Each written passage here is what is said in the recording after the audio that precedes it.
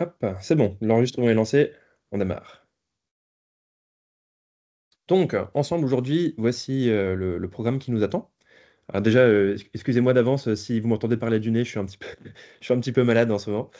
On commence par voilà, un tour d'introduction. L'idée, c'est également de faire un petit tour de table, hein, que chacun puisse se présenter, faire connaissance en fait, hein, et aussi dire quelques mots sur son PTCE.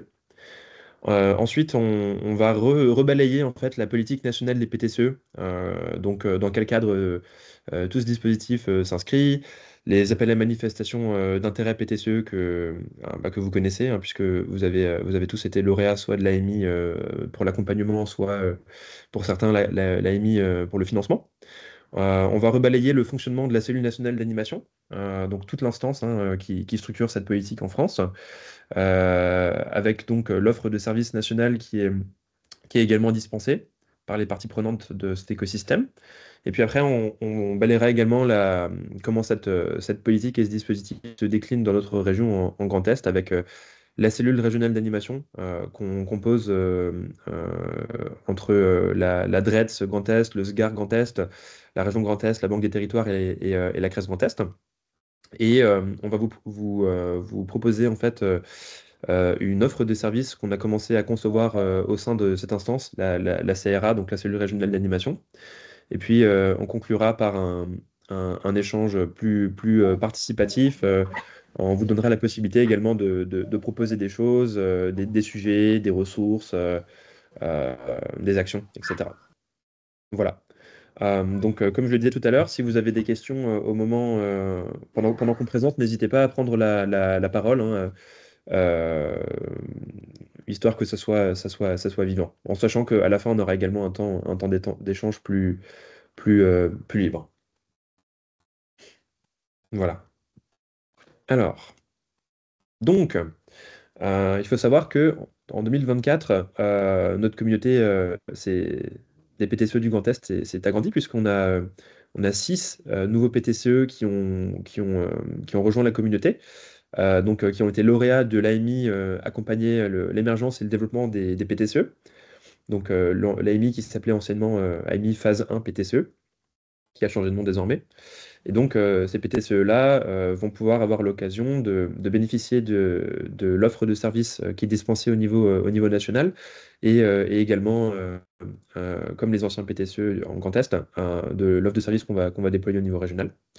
Donc, ces 6 PTCE-là, certains d'entre vous sont autour de la table, hein, mais je vous laisserai l'occasion de vous présenter plus en détail dans la séquence qui vient juste après. Mais donc là, c'est juste pour vous donner l'aperçu. On a la locomotive qui est portée par Famille Rurale et Famille Rurale Pixine. On a également le pôle CISDT 52, qui est un PTCE historique, mais qui a reçu la labellisation PTCE également cet été. Soit Goyer également, qui rejoint la communauté, ainsi que l'écopôle alimentaire en Pays de Langres porté par Régie Rurale, le PTCE d'Argonne porté par la FGEPCS La Passerelle, et la mutuelle de l'alimentation qui est portée par l'Association pour une sécurité sociale de l'alimentation en Alsace. Donc ça, ce sont les lauréats en 2024 de l'AMI accompagnement. Et puis, très récemment, donc la semaine dernière, on a eu l'annonce des PTCE qui ont été lauréats de l'AMI qui concerne le financement.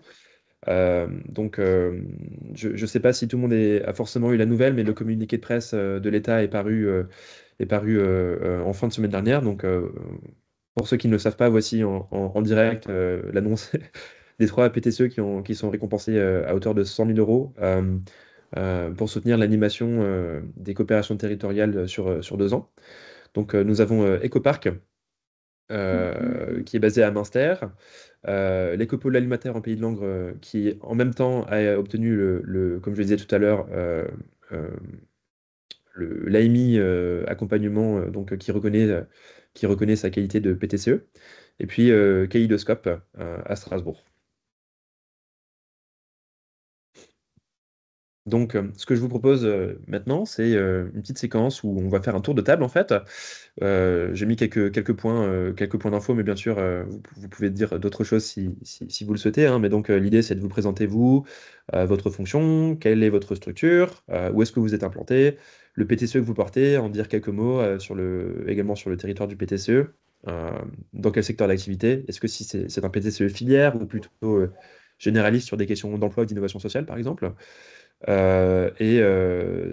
Pour qu'on ait un exemple concret, si vous pouviez nous donner un exemple de projet que votre PTCE déploie. Donc, je ne vois pas la salle directement, moi, à l'écran. Je vais arrêter le partage, ce sera plus simple. Et je le reprendrai tout à l'heure. Là, dans l'ordre, la première personne que je vois, Dominique, c'est vous. Si vous voulez dire un mot. Ok, merci. Ben, on va peut-être le faire à deux voix avec Fanny qui est présente également. Alors, Dominique Rivière de la Fabrique à Projet Éco-Parc. Donc, le PTCE, alors on est déjà pour vous dire aussi, pour les personnes qui ont suivi Éco-Parc depuis longtemps et encouragé notre dossier, merci à tous. Très, très contente de pouvoir aujourd'hui avoir cette reconnaissance-là et puis un petit peu de moyens d'agir au titre des PTCE.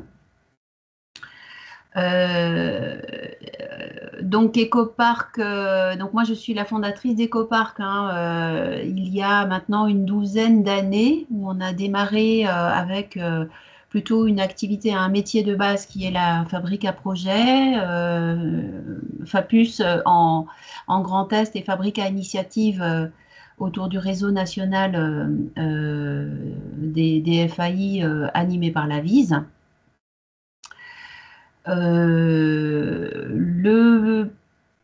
En fait, l'activité complète d'EcoPark finalement est l'activité du PTCE. C'est pour ça que ça porte le même nom en fait, hein. Notre structure s'appelle EcoPark, mais c'est le PTCE puisque nous sommes une SIC. Et du collectif de démarrage qui a travaillé en coopération, nous avons structuré la SIC en 2019 et c'est aujourd'hui autour de ce cercle d'associés que constitue la SIC, plus un cercle de partenaires assez large avec lesquels on interagit au bénéfice de l'émergence de nouveaux projets d'activité à forte dimension sociale et environnementale. Ce deuxième cercle, en fait, est très présent aussi dans nos activités. Voilà, on a on va dire quatre métiers de base. Donc la fabrique à initiative qui nous permet, à partir d'un besoin d'une collectivité ou d'un territoire, de faire émerger de nouveaux projets d'activité économique à fort impact et en réponse aux besoins de ce territoire. Donc ça, c'est le côté fabrique. Nous développons aussi depuis quelques années un incubateur, mais uniquement centré sur les projets collectifs et qui vont nourrir aussi un objectif d'impact positif sur le territoire. Donc dans l'innovation sociale, un volet d'animation territoriale où on va effectivement se rendre disponible pour accompagner, mais de façon beaucoup plus courte ou en tout cas plus sur de la mise en relation, etc., de nouveaux porteurs de projets, faire des liens entre les collectivités qui portent des projets de transition, faire le lien entre des porteurs de projets et des collectivités, proposer des animations, des événements qui vont permettre de faire ces liens et de parler coopération d'une manière générale. Ça, c'est vraiment notre levier d'action. Et vous avez peut-être entendu parler du Forum de la coopération qu'on essaye d'organiser tous les 2 ans maintenant, qui est un peu notre événement phare pour faire du lien. Et puis on a d'autres propositions d'animation. Donc ça, c'est vrai que le financement là, PTCE va vraiment nous aider aussi à consolider un petit peu cette partie-là qui est pour nous essentielle pour continuer à faire du lien sur les territoires ruraux, entre les territoires, les porteurs de projets et donner au projet toutes les chances d'aboutir. Je te laisse compléter peut-être, Fanny. Merci. Bonjour, donc Fanny Grunenwald, je suis co-directrice avec Dominique Rivière d'EcoPark. Et ben, la seule chose que tu n'as pas dit, c'est notre territoire d'intervention. Donc notre siège est à Münster, hein, donc dans le département 68. Et on est actif sur le département donc, du Haut-Rhin 68, un petit peu aussi le sud du Bas-Rhin, un petit peu sur les Vosges, département 88, et aussi un petit peu sur un morceau de Haute-Saône 70. Voilà, parce que notre origine, enfin voilà, nous sommes nés sur le territoire du parc naturel régional des Ballons des Vosges. Et c'est pour ça qu'on a cette emprise territoriale qui est à cheval sur le massif des Vosges, qui donc empiète sur plusieurs départements. Et je m'arrêterai là. Merci à vous deux. Ensuite, dans l'ordre sur mon écran, je vois Agatha, le levier. Bonjour à tous. Effectivement, moi je représente PTSE Le Levier, qui est situé au sud de Meurthe-et-Moselle, alors département 54. Un peu d'historique, le PTCE est né d'une réflexion qui a émergé en 2021. Après, en 2022, nous avons été labellisés le PTCE. En 2022, nous avons gagné le AMI et le soutien financier pour des ans. Les activités de notre PTCE. Alors, de le début de sa naissance, le PTCE a émergé autour de deux axes. Premièrement, la structuration interfilière du secteur du réemploi local et solidaire. Deuxième axe de nos activités, c'est le développement de services autour de la RSE. Et récemment, nous avons développé aussi un programme de recherche et développement social autour de l'évaluation de projets coopératifs avec Université Lorrain et aussi Université Clermont-Ferrand. Le projet que nous menons, alors sur l'axe du remploi, on fait beaucoup de la communication, on travaille autour de la communication commune. On organise des événements comme une foire à l'emploi. C'est un événement au début de l'année universitaire qui est dédié aux étudiants qui viennent s'installer à Nancy pour qu'ils puissent s'équiper des objets du remploi de différents types sur un seul site. Ensuite, en coopération avec la métropole de Grand Nancy, on est présent sur la déchetterie de Lutre et on gère le local à remploi qui se situe là-bas. On assure une présence des agents valoristes sur place, la récupération des objets selon le cahier de charges assez précis, et après une distribution vers différentes bénéficiaires aussi communes, ce qui nous permet de gérer un flux de différents types d'objets. Maintenant, on travaille aussi sur un projet d'une boutique commune. On est présent sur différents événements comme salon d'habitat avec une offre commune, voilà, pour montrer toutes les possibilités qui sont déjà présentes sur notre territoire en termes des objets réemployés ou de services disponibles. Sur le RSE, nous avons préparé des offres de formation sur différents temps, un peu plus complexes, un peu plus d'autres qui sont vraiment dédiés aux acteurs qui envisage de mettre son pied sur la RSE, même de petites structures, de moins de 50 salariés ou des structures de l'ASS. Et comme j'ai dit, c'est notre programme de ARD qui embrasse un peu tout ça parce qu'on travaille sur l'impact de la coopération. On aimerait bien démontrer l'impact de la coopération sur notre territoire et c'est ça l'objectif de notre du programme ARD. Voilà, est-ce que j'ai répondu à toutes les questions? Oui, je crois que c'est bon. C'est bon, merci. Merci à vous. Ensuite, j'ai les 4 personnes de la roue tourne. Allez-y. Oui, bonjour. Bonjour. Merci. Bonjour. Alors oui, on est 4 personnes, c'est vrai que nous sommes venus en nombre. Je vais déjà commencer par me présenter. Donc, Franck Loulier, je suis directeur du LGPCS La Passerelle, hein, qui a été lauréat du PTCE. Et on travaille en lien très étroit avec l'association La Roue Tourne. Mais avant d'expliquer ça, je vais faire. On peut peut-être se présenter tous avant. Donc, moi, c'est Marie-Christine Géant, je suis la présidente du FGPCS La Passerelle. Agnès Basler, je suis la présidente de La Roue Tourne. Romain Nisky, je suis directeur de La Roue Tourne.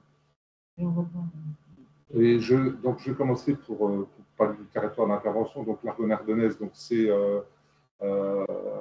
une communauté de communes de l'Argonne ardennaise, donc Sud-Ardennes. C'est une grande zone géographique qui représente à peu près 20% du territoire du département des Ardennes, avec 95 communes et seulement 17 000 habitants. Donc, on est en zone rurale, voire très rurale.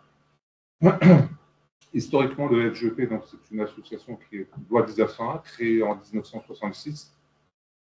Pour faire court, elle a eu son premier agrément de centre social en 1998, qui s'est développé autour d'actions autour de l'enfance, de la jeunesse, la parentalité, qui a commencé à mettre en place un certain nombre d'actions d'accompagnement social et socio-professionnel dans les années 2000-2010, qui a développé aussi un certain nombre d'actions, qui développe un certain nombre d'actions autour du numérique et également de la prévention santé.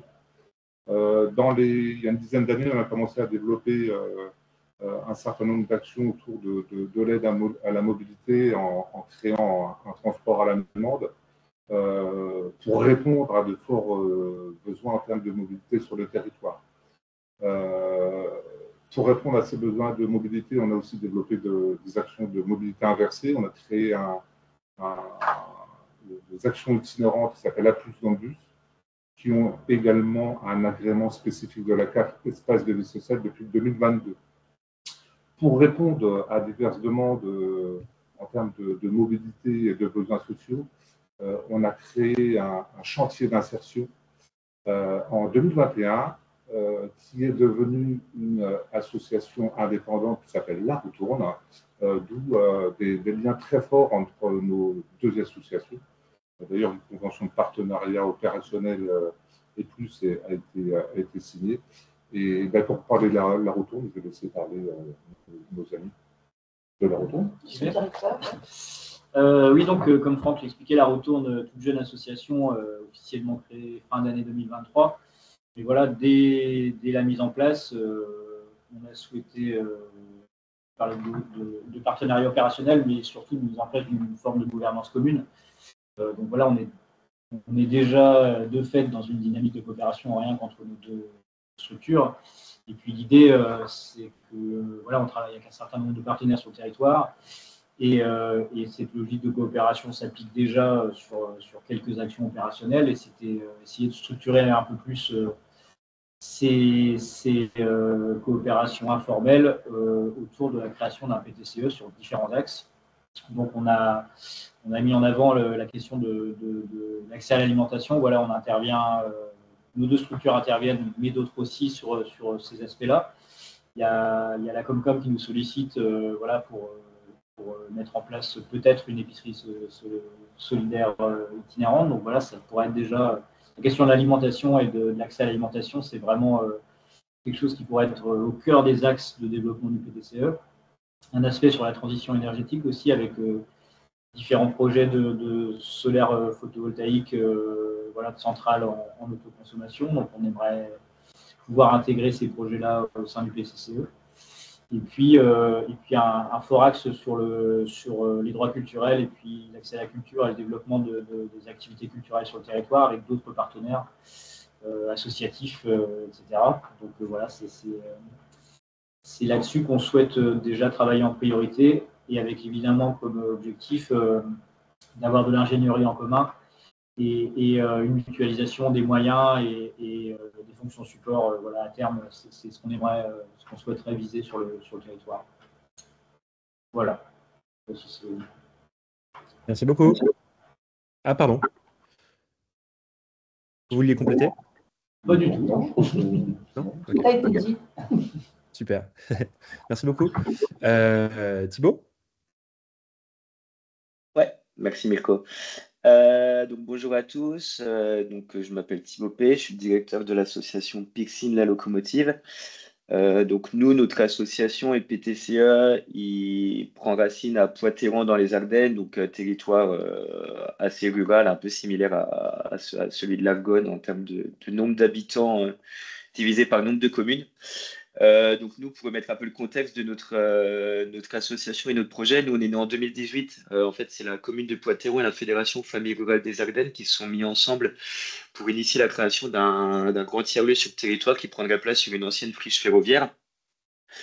Donc c'est ça qui a initié notre association. Donc ce projet, né en 2018, il évolue depuis cette date. Il a pris une évolution importante. Donc en 2023, quand on a enfin créé une association dédiée qui initie un peu toute cette dynamique donc de coopération, dans le sens où on est une association de préfiguration d'une SIC qui rassemble aujourd'hui 21 membres, personnes physiques ou morales. On a 12 personnes physiques et 9 personnes morales, donc qui sont autour de la table au sein du conseil d'administration, et donc qui travaillent sur ce tiers-lieu de préfiguration déjà ouvert et sur le futur tiers-lieu, la locomotive.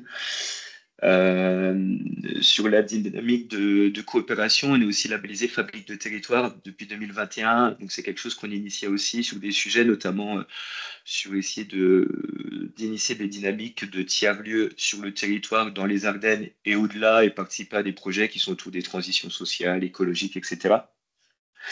Et en fait, la couche PTCE s'est rajoutée il y a quelques mois dans le cadre du projet de création de la locomotive. L'idée de notre PTCE, c'est de rassembler des partenaires pour mettre en place des projets et filières complexes qu'on n'arriverait pas à mettre seul. La réhabilitation de la locomotive, elle va supposer pas mal de procédés très innovants, dans le sens où on essaie d'en faire une vitrine en termes de projets d'éco-réhabilitation. Et donc, on a rassemblé une vingtaine de partenaires autour de 2 créations de filières. La première, c'est la création d'une filière de fabrication et distribution de briques en terre crue à l'échelle des Ardennes et du Grand Est. Donc, on rassemble notamment une ressourcerie, la Fédération du bâtiment, des cabinets d'architectes, le Roi Merlin Grand Est, etc. C'est comment aujourd'hui créer des filières, montrer l'exemple avec un projet vitrine et après les diffuser sur le territoire. Le second projet, et qu'on a un grand axe avec ce futur tiers-lieu, c'est qu'une grande partie des matériaux utilisés, fenêtres, portes, carrelages, etc., viendront de chantiers de démolition du bâtiment.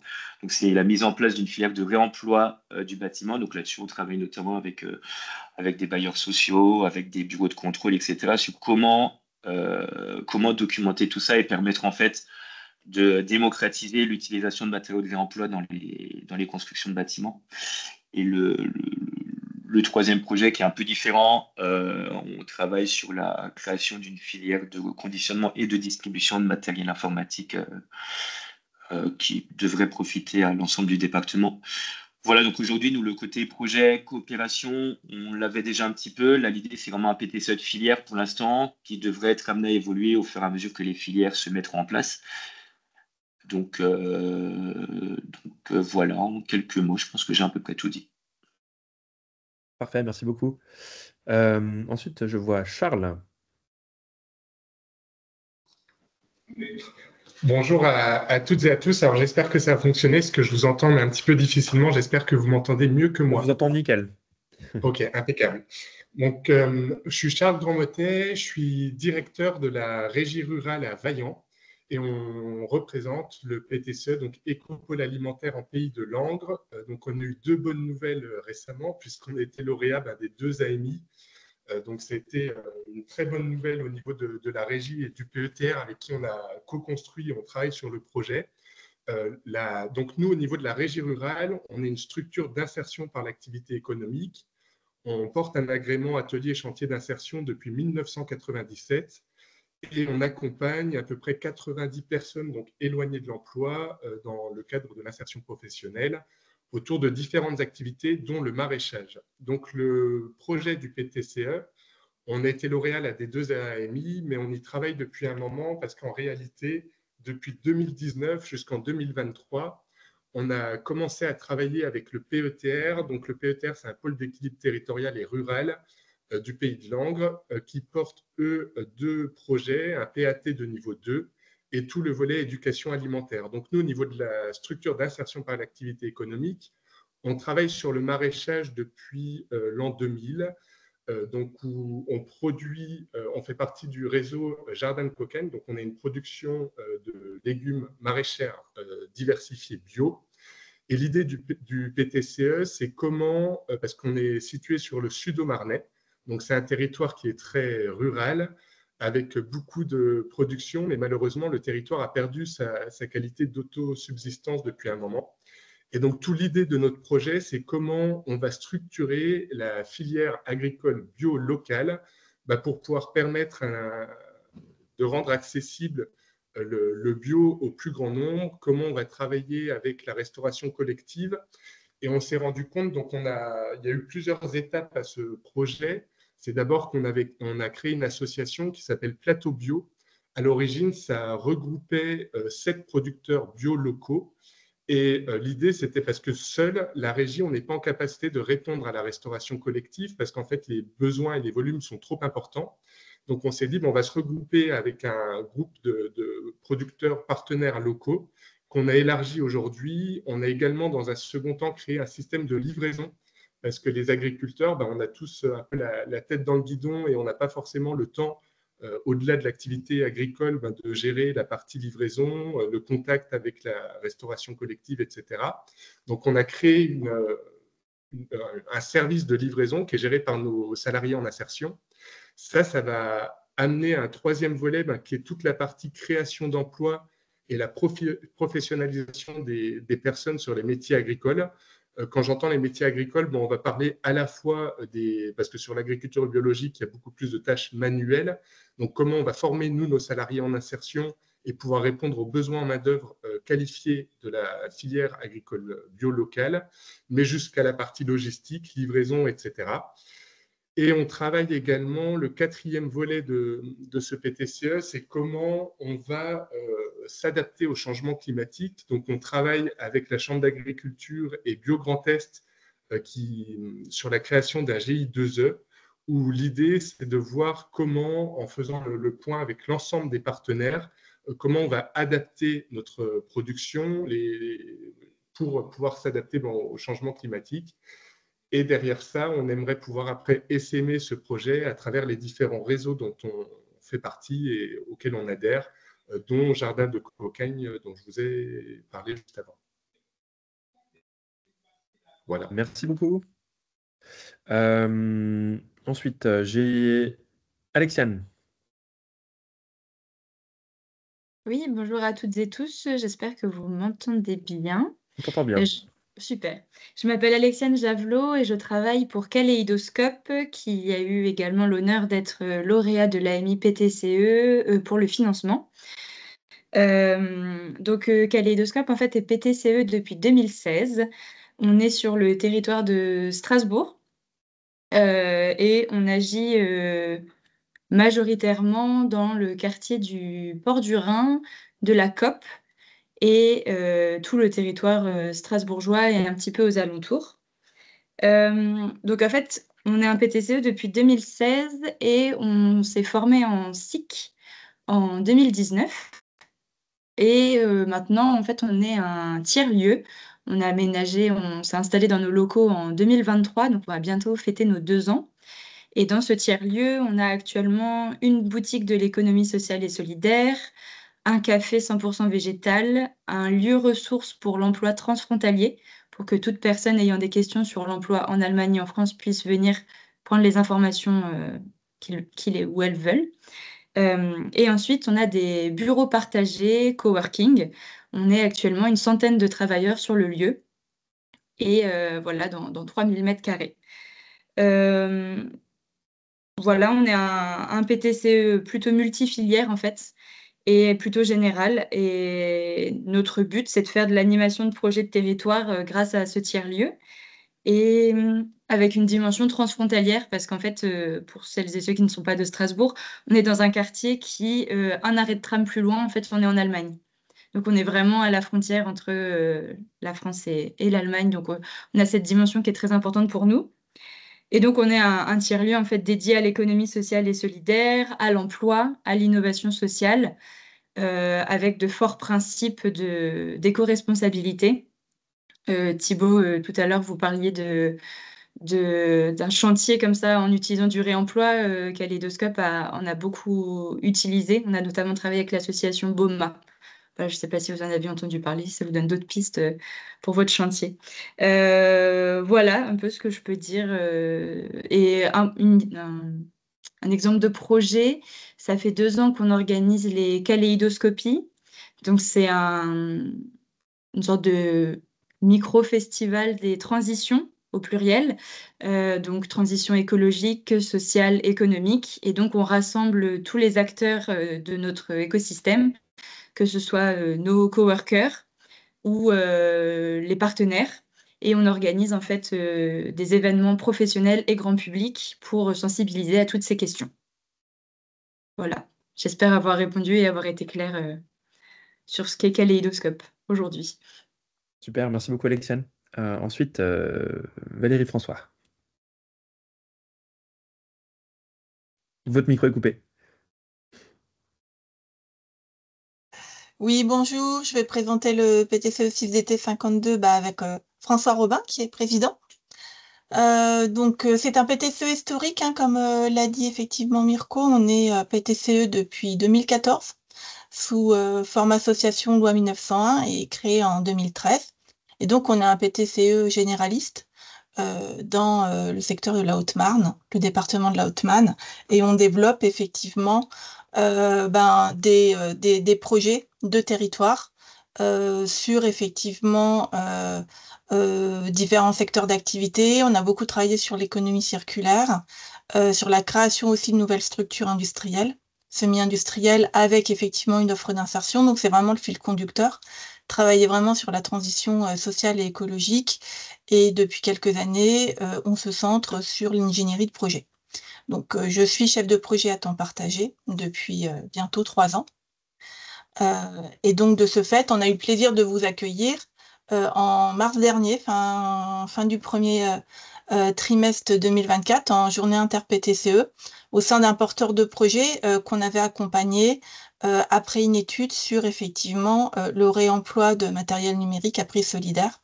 Et donc, on avait fait une présentation de l'offre. Et puis, je pense qu'on va vous présenter l'offre forêt. Et je laisse François l'évoquer. Je suis à vous tout de suite. Voilà. Bonjour à toutes et à tous. Valérie vous l'a dit, le PTCE 52 a pour objectif de mettre au point des projets à partir de besoins détectés, soit en locaux, soit au niveau d'un arrondissement. Voilà comment nous fonctionnons. On parle d'un besoin ciblé. Le projet forêt, il est venu de l'agglomération de Saint-Dizier.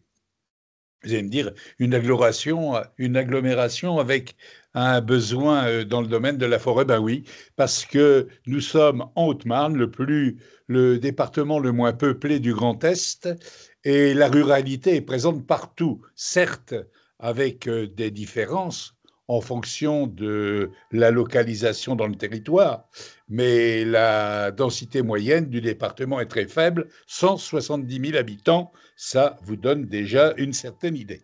Hein. La richesse la plus grande dans ce département, c'est la forêt. Et l'observation qui a été faite notamment par les élus et les élus ruraux, c'est que rares étaient les personnes salariées issues des zones de production de forêt. Voilà, ça a été l'élément moteur de notre réflexion.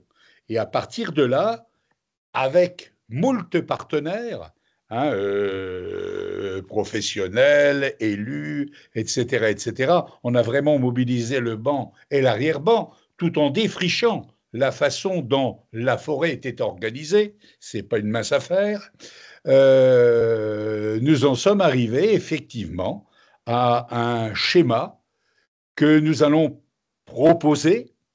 En même temps, nous allons trouver un faiseur, donc une structure de l'ESS, une structure de l'IAE, qui devra être en capacité de décliner dans le département ce qui a été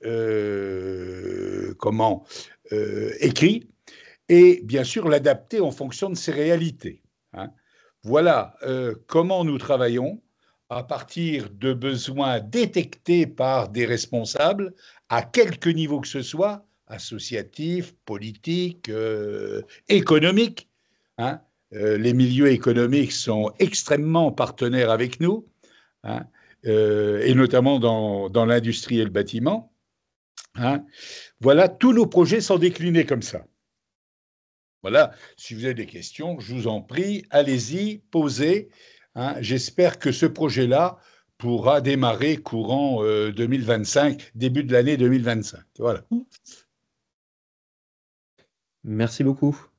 Alors, je crois que tous les PTCE ont eu l'occasion de prendre la parole. Je voulais également inviter très rapidement et très brièvement les membres de la CRA, la cellule régionale d'animation, de se présenter. Je peux peut-être commencer parce que je m'aperçois que je ne me suis pas présenté non plus. Donc, Mirko Payet à la CRES Grand Est. Je suis accompagné de mes collègues Virginie, Eugénie et Stéphanie aujourd'hui. Et je travaille sur les questions européennes à la CRES Grand Est et plus globalement les projets de coopération territoriale avec notamment les PTCE. Je ne sais pas si je peux céder la parole à quelqu'un de la CRES si vous souhaitez prendre la parole. Oui, je vais me présenter. Bonjour, Eugénie Baroyer, je suis coordinatrice territoriale sur l'antenne de Nancy et je suis en charge du pilotage des achats socialement et écologiquement responsables. Bonjour, je suis Stéphanie Chenet, donc je suis coordinatrice de l'antenne de Champagne-Ardenne et responsable communication. Donc on assure aussi un relais au niveau des PTCE et surtout on informe en fait les collectifs si on estime qu'il pourrait y avoir un projet de PTCE. Donc j'ose imaginer que le travail fonctionne puisque sur les 6 PTCE lauréats de l'AMI accompagnement, il y en a quand même 5 champardonnais, donc c'est une bonne nouvelle alors que ça manquait en Grand Est. Voilà. Et donc moi je suis Virginie Bettelli, directrice adjointe de la CRES Grand Est. Alors vous avez nos 2 collègues coordinatrices qui se sont présentées sur les territoires de Champagne-Ardenne et de Lorraine. Il manque un autre collègue, Damien Lang, qui est coordinateur sur le secteur Alsace, qui n'a pas pu être là aujourd'hui, mais les 3 coordinateurs de la CRES sont aussi des interlocuteurs pour vous sur le terrain, en plus de Mirko et de moi sur le volet Grand Est. En sachant, pardon, je ne l'ai pas précisé que je suis basé à Strasbourg. Xavier ou Mathieu ou Marie?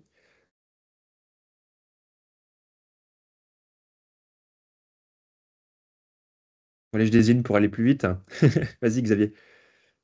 Bonjour à toutes et tous. Donc Xavier Rillet, à la région Grand Est, à la direction de la compétitivité et connaissances. Je suis chargé de mission animation écosystème entreprise et plus particulièrement l'écosystème de l'économie sociale et solidaire. Et donc la région Grand Est est membre de la cellule régionale d'animation des PTCE puisque la région intervient aussi auprès des PTCE sur ces différents dispositifs qui sont liés à l'économie sociale et solidaire. Je suis à Châlons-en-Champagne. Du coup, je prends la parole. Désolé, j'ai dû prendre un appel, donc je vous rejoins que maintenant à la visio. Donc moi, pour ma part, je suis Mathieu Guglielmi, je suis le chargé de mission emploi, formation et ESS au SGAR de la préfecture de la région Grand Est. Donc je suis basé à Strasbourg et je suis donc le correspondant régional pour l'ESS pour l'État. Et je suis accompagné d'une collègue, Marie. Je te laisse te présenter. Oui, merci Mathieu. Bonjour à toutes et à tous. Je suis Marie Muller, donc je suis chargée de suivi également au SGAR de la préfecture Grand Est et j'interviens auprès de Mathieu sur ces sujets, dont l'ESS. Est-ce que vous pourriez préciser ce qu'est le SGAR? Peut-être que quelques Oui, personnes ne connaissent pas l'acronyme. c'est le Oui, alors secrétariat Vas-y, Marie. C'est le secrétariat général pour les affaires régionales et avec une particularité pour le Grand Est, donc c'est le SGAR-E, donc secrétariat général pour les affaires régionales et européennes. Merci. Et donc, Marie Ulrich pour la Banque des Territoires. On ne vous entend pas.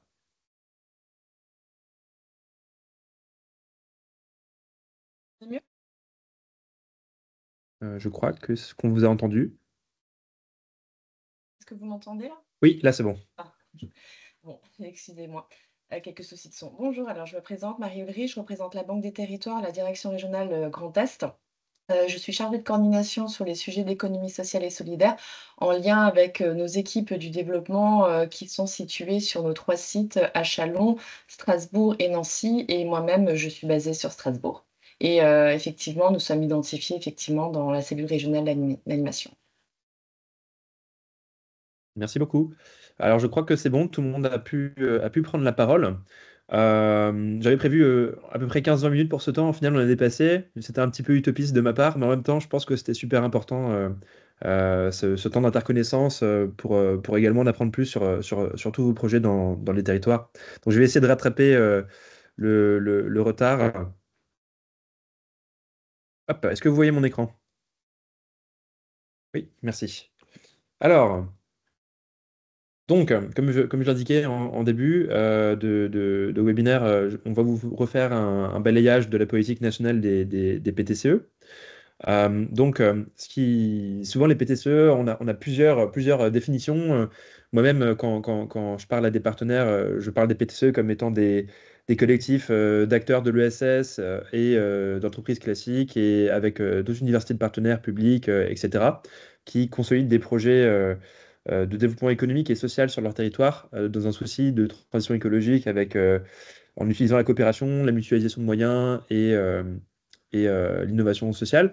Voilà, chaque PTCE émane de son territoire avec une diversité d'acteurs qui est propre au territoire et à ses spécificités. Donc en fait, on pourrait dire qu'il y a autant de définitions précises que de PTCE, mais ce qu'il faut rappeler, c'est qu'il existe bel et bien une définition des pôles territoriaux de coopération économique dans la loi de 2014 qui est relative à l'ESS, la loi Hamon, dans son article 9, que je vous ai remise à l'écran. Hein. Donc, les PTCE, c'est un regroupement sur le même territoire d'entreprises de l'ESS, qui reconnu au sens de la loi, qui s'associe à des entreprises, des collectivités et des groupements, des centres de recherche, établissements d'enseignement supérieur et de recherche, organismes de formation et toute autre personne physique ou morale pour mettre en œuvre une stratégie commune et continue de mutualisation, de coopération ou de partenariat au service de projets économiques et sociaux innovants, socialement ou technologiquement et porteurs d'un développement local durable.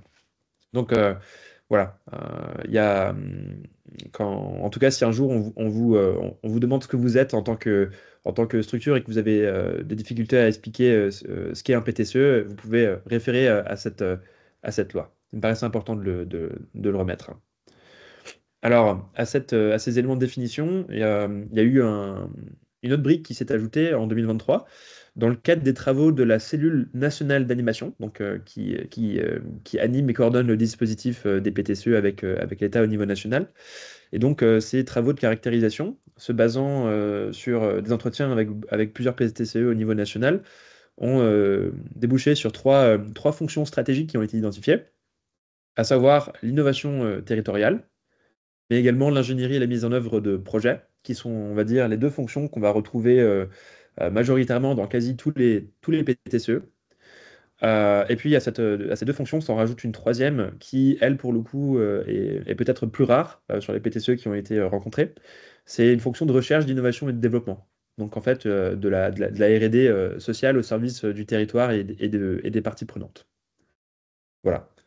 En tout cas, ce sont ces trois fonctions qui sont analysées dans le cadre des candidatures aux appels à manifestation d'intérêt, et surtout, bien évidemment, les deux premières. La troisième étant plus rare. Un rapide historique sur les PTCE et la politique, hein. Donc, on situe un peu le début de structuration de ce genre de projet-là dans la fin des années 90 et le début des années 2000. Les PTCE étaient issus de travaux de coopération entre des structures d'insertion par l'activité économique, les SIAE, avec les entreprises et collectivités de leur territoire.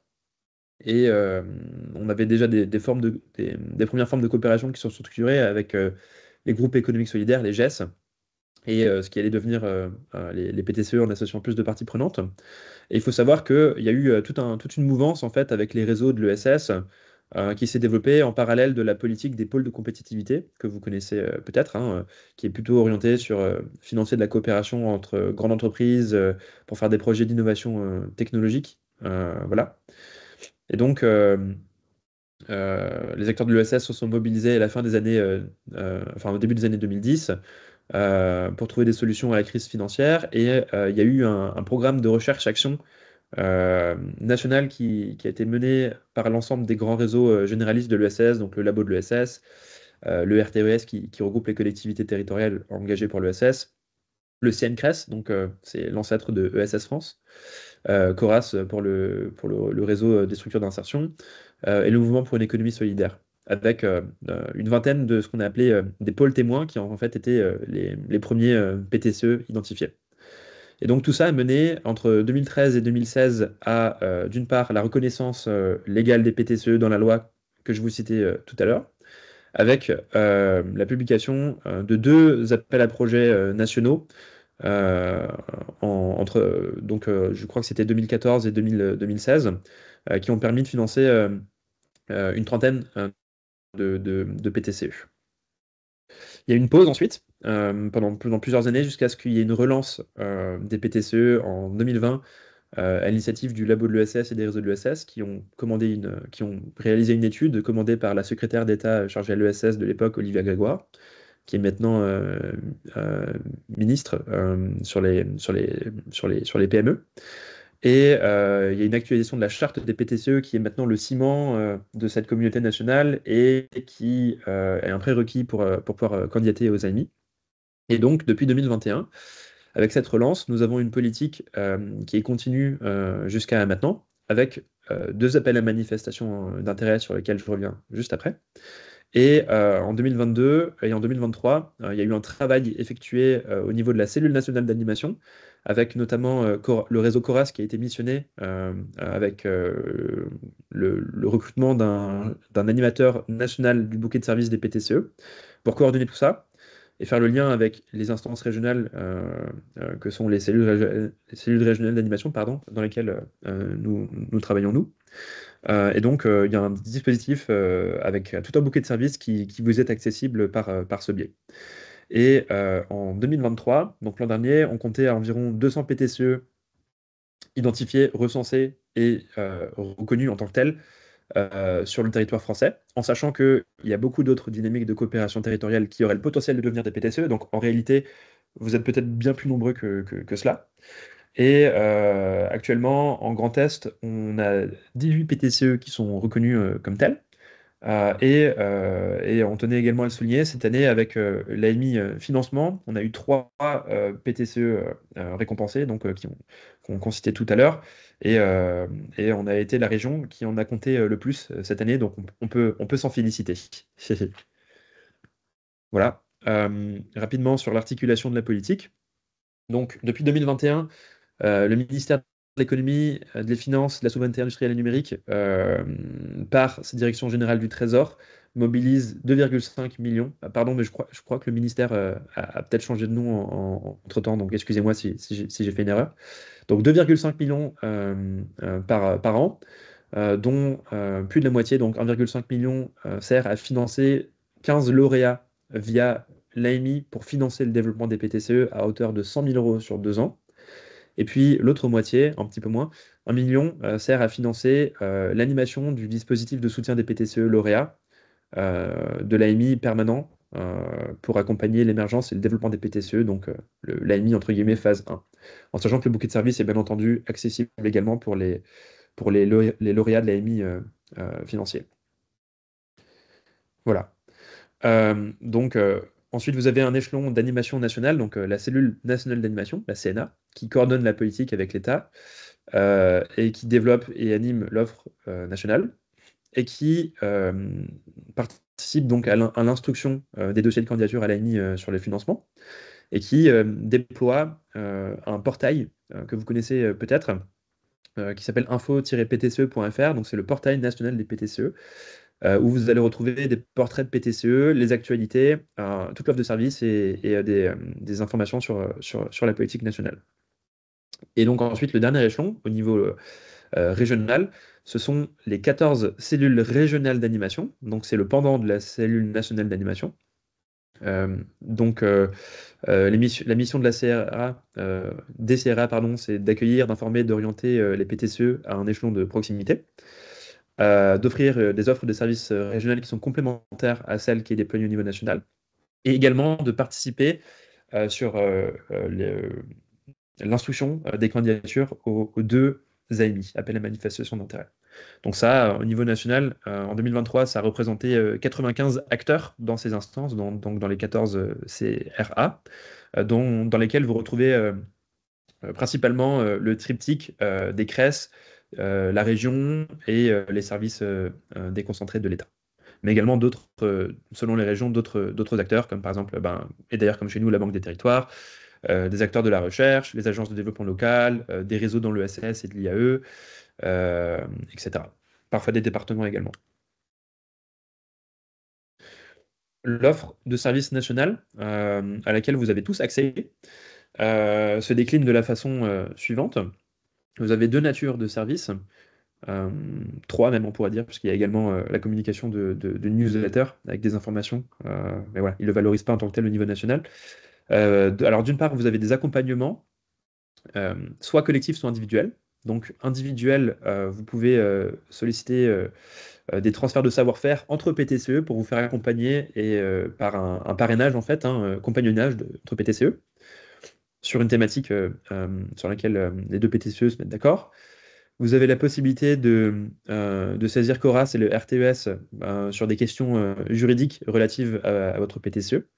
Il y a également un autre service de nature juridique autour de la levée des freins qui est coordonné par CORAS en lien avec France Expérimentation. L'idée, c'est de faire sauter des blocages juridiques dans le cadre d'une expérimentation pour faire avancer également les textes législatifs qui peuvent être parfois bloquants sur certaines innovations sociales. L'Institut Godin, qui est un institut de recherche, propose une offre de caractérisation à l'innovation sociale et un accompagnement à la structuration de projets. En plus de ces accompagnements individuels, vous avez accès vous pouvez rejoindre des communautés apprenantes, donc où vous montez en compétences collectivement avec d'autres PTCE de toute la France. Donc il y en a plusieurs qui sont proposés. La mesure d'impact avec les petites rivières, la R&D sociale avec Elix, l'ingénierie de projet avec la VISE et la mobilisation citoyenne qui est déployée par Startup de Territoire. Et j'en profite pour glisser une actualité que j'ai reçue ce matin même. Il reste encore quelques places disponibles pour rejoindre la promotion. Et la formation et l'accompagnement est prise en charge par la DG Trésor.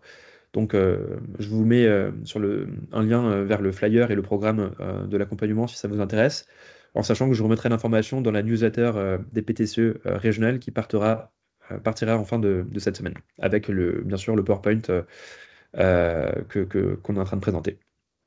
Et au niveau des événements, oui, Dominique?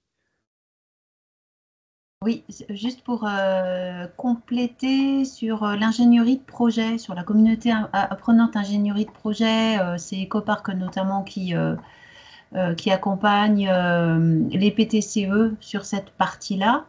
Et il y a des possibilités de place encore également. Donc là, je crois que sur la prochaine formation à Paris, qui est le 15 octobre, il y a possibilité éventuellement encore d'avoir quelques PTCE s'ils sont intéressés sur la partie comment est-ce que développer dans mon PTCE de l'ingénierie de projet pour ceux qui n'en font pas déjà.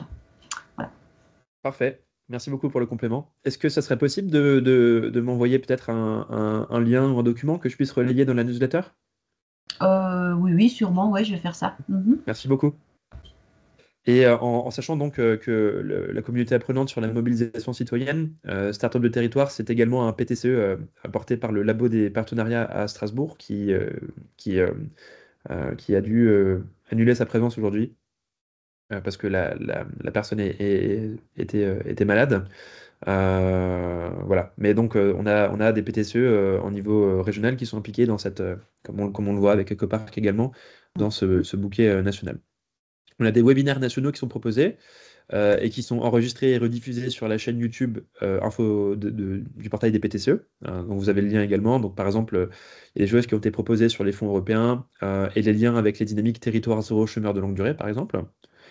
Il y a eu des visites apprenantes, donc ouvertes à tous les PTCE nationaux qui, je crois, durent d'habitude 2 jours sur place pour vraiment rencontrer les PTCE ailleurs en France et s'enrichir mutuellement. Et il y a également chaque année une rencontre nationale. Cette année, elle a lieu le 5 et 6 décembre. Ça sera certainement à Paris, mais pour l'instant, je n'ai pas plus d'informations à vous communiquer à ce propos, puisque le programme n'a pas encore été publié. Voilà. Est-ce que déjà sur l'offre nationale, il y a des questions, avant que je passe à la déclinaison régionale?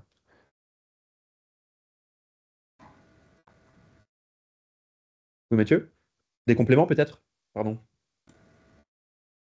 Aussi. Oui, juste par rapport à tout ce que tu viens d'indiquer, peut-être juste quelques compléments peut-être en intro. Bon, le dispositif PTCE, c'est vraiment un dispositif phare de l'État en matière de développement de l'ESS, donc qui se déploie à travers les deux appels à manifestation d'intérêt dont tu as parlé. Donc, comme tu l'as dit, effectivement, je trouve qu'il y a une bonne dynamique dans notre région, puisque cette année, il y a eu, sauf erreur, 6 PTCE qui ont été donc labellisés, on va dire, phase accompagnement, au titre de l'année permanent accompagnement. Et il y en a 3 cette année qui donc, sont lauréats de l'AMI financement. Donc, c'est vraiment un très bon résultat pour notre région. Et effectivement, je pense que voilà, il faut s'en féliciter. Deux compléments par rapport à ça. Alors, il y a d'autres très bons candidats qui, effectivement, n'ont pas été retenus cette année. Il y a eu également des petits incidents par rapport à la recevabilité des demandes ou par rapport aux dates, effectivement, pour candidater. Donc, on va essayer, effectivement, à l'avenir de s'améliorer pour qu'il n'y ait plus ce genre de bug. C'est vraiment dommage que des bonnes candidatures ne puissent pas être examinées par le niveau national. C'est difficile dans le contexte actuel d'avoir beaucoup de visibilité ou de certitude sur le devenir et le financement des amis dans les années à venir, en tout cas de ce que l'on sait a priori, mais sous toute réserve, le dispositif devrait être maintenu l'année prochaine. Donc voilà, ce qui permettra effectivement d'espérer avoir de nouveaux candidats et de nouveaux lauréats. Je ne sais pas si ça a été abordé lors du tour de table tout à l'heure, auquel je n'ai pas pu assister, j'en suis désolé, mais les lauréats effectivement de cette année de l'AMI financement vont être officiellement informés de leur du fait qu'ils ont été retenus.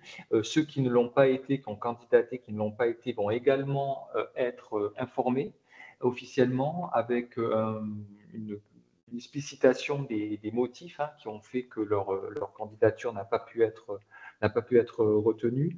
Et bien entendu, la cellule régionale d'animation se tiendra à leur disposition pour leur apporter bien sûr des éclairages si besoin. Le souhait de la politique nationale en matière de PTCE, c'est, et ça va être évoqué, et Mirko a commencé à en parler, c'est vraiment une plus grande territorialisation de cette politique, donc avec un rôle peut-être plus grand des acteurs, on va dire, institutionnels au niveau de la région et qui sont représentés dans la cellule régionale d'animation.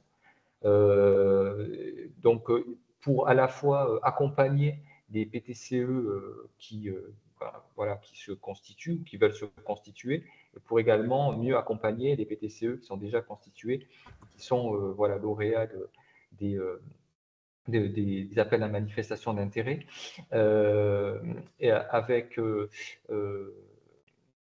excusez-moi, l'idée vient de m'échapper, mais ça va me revenir. Donc, effectivement, avec des réflexions qu'on a sur à la fois la constitution de la cellule régionale, mais on va en parler, ou par rapport effectivement aux modalités d'accompagnement. Voilà ce que je pouvais vous dire, peut-être en complément et en actualité, peut-être en information un peu globale. Mais voilà, je laisse également les autres membres de la cellule peut-être intervenir s'ils le souhaitent, avant peut-être de vous donner la parole pour d'éventuelles réactions par rapport à tout ce qui a été déjà indiqué comme info, comme présentation par Mirko. Merci Mathieu.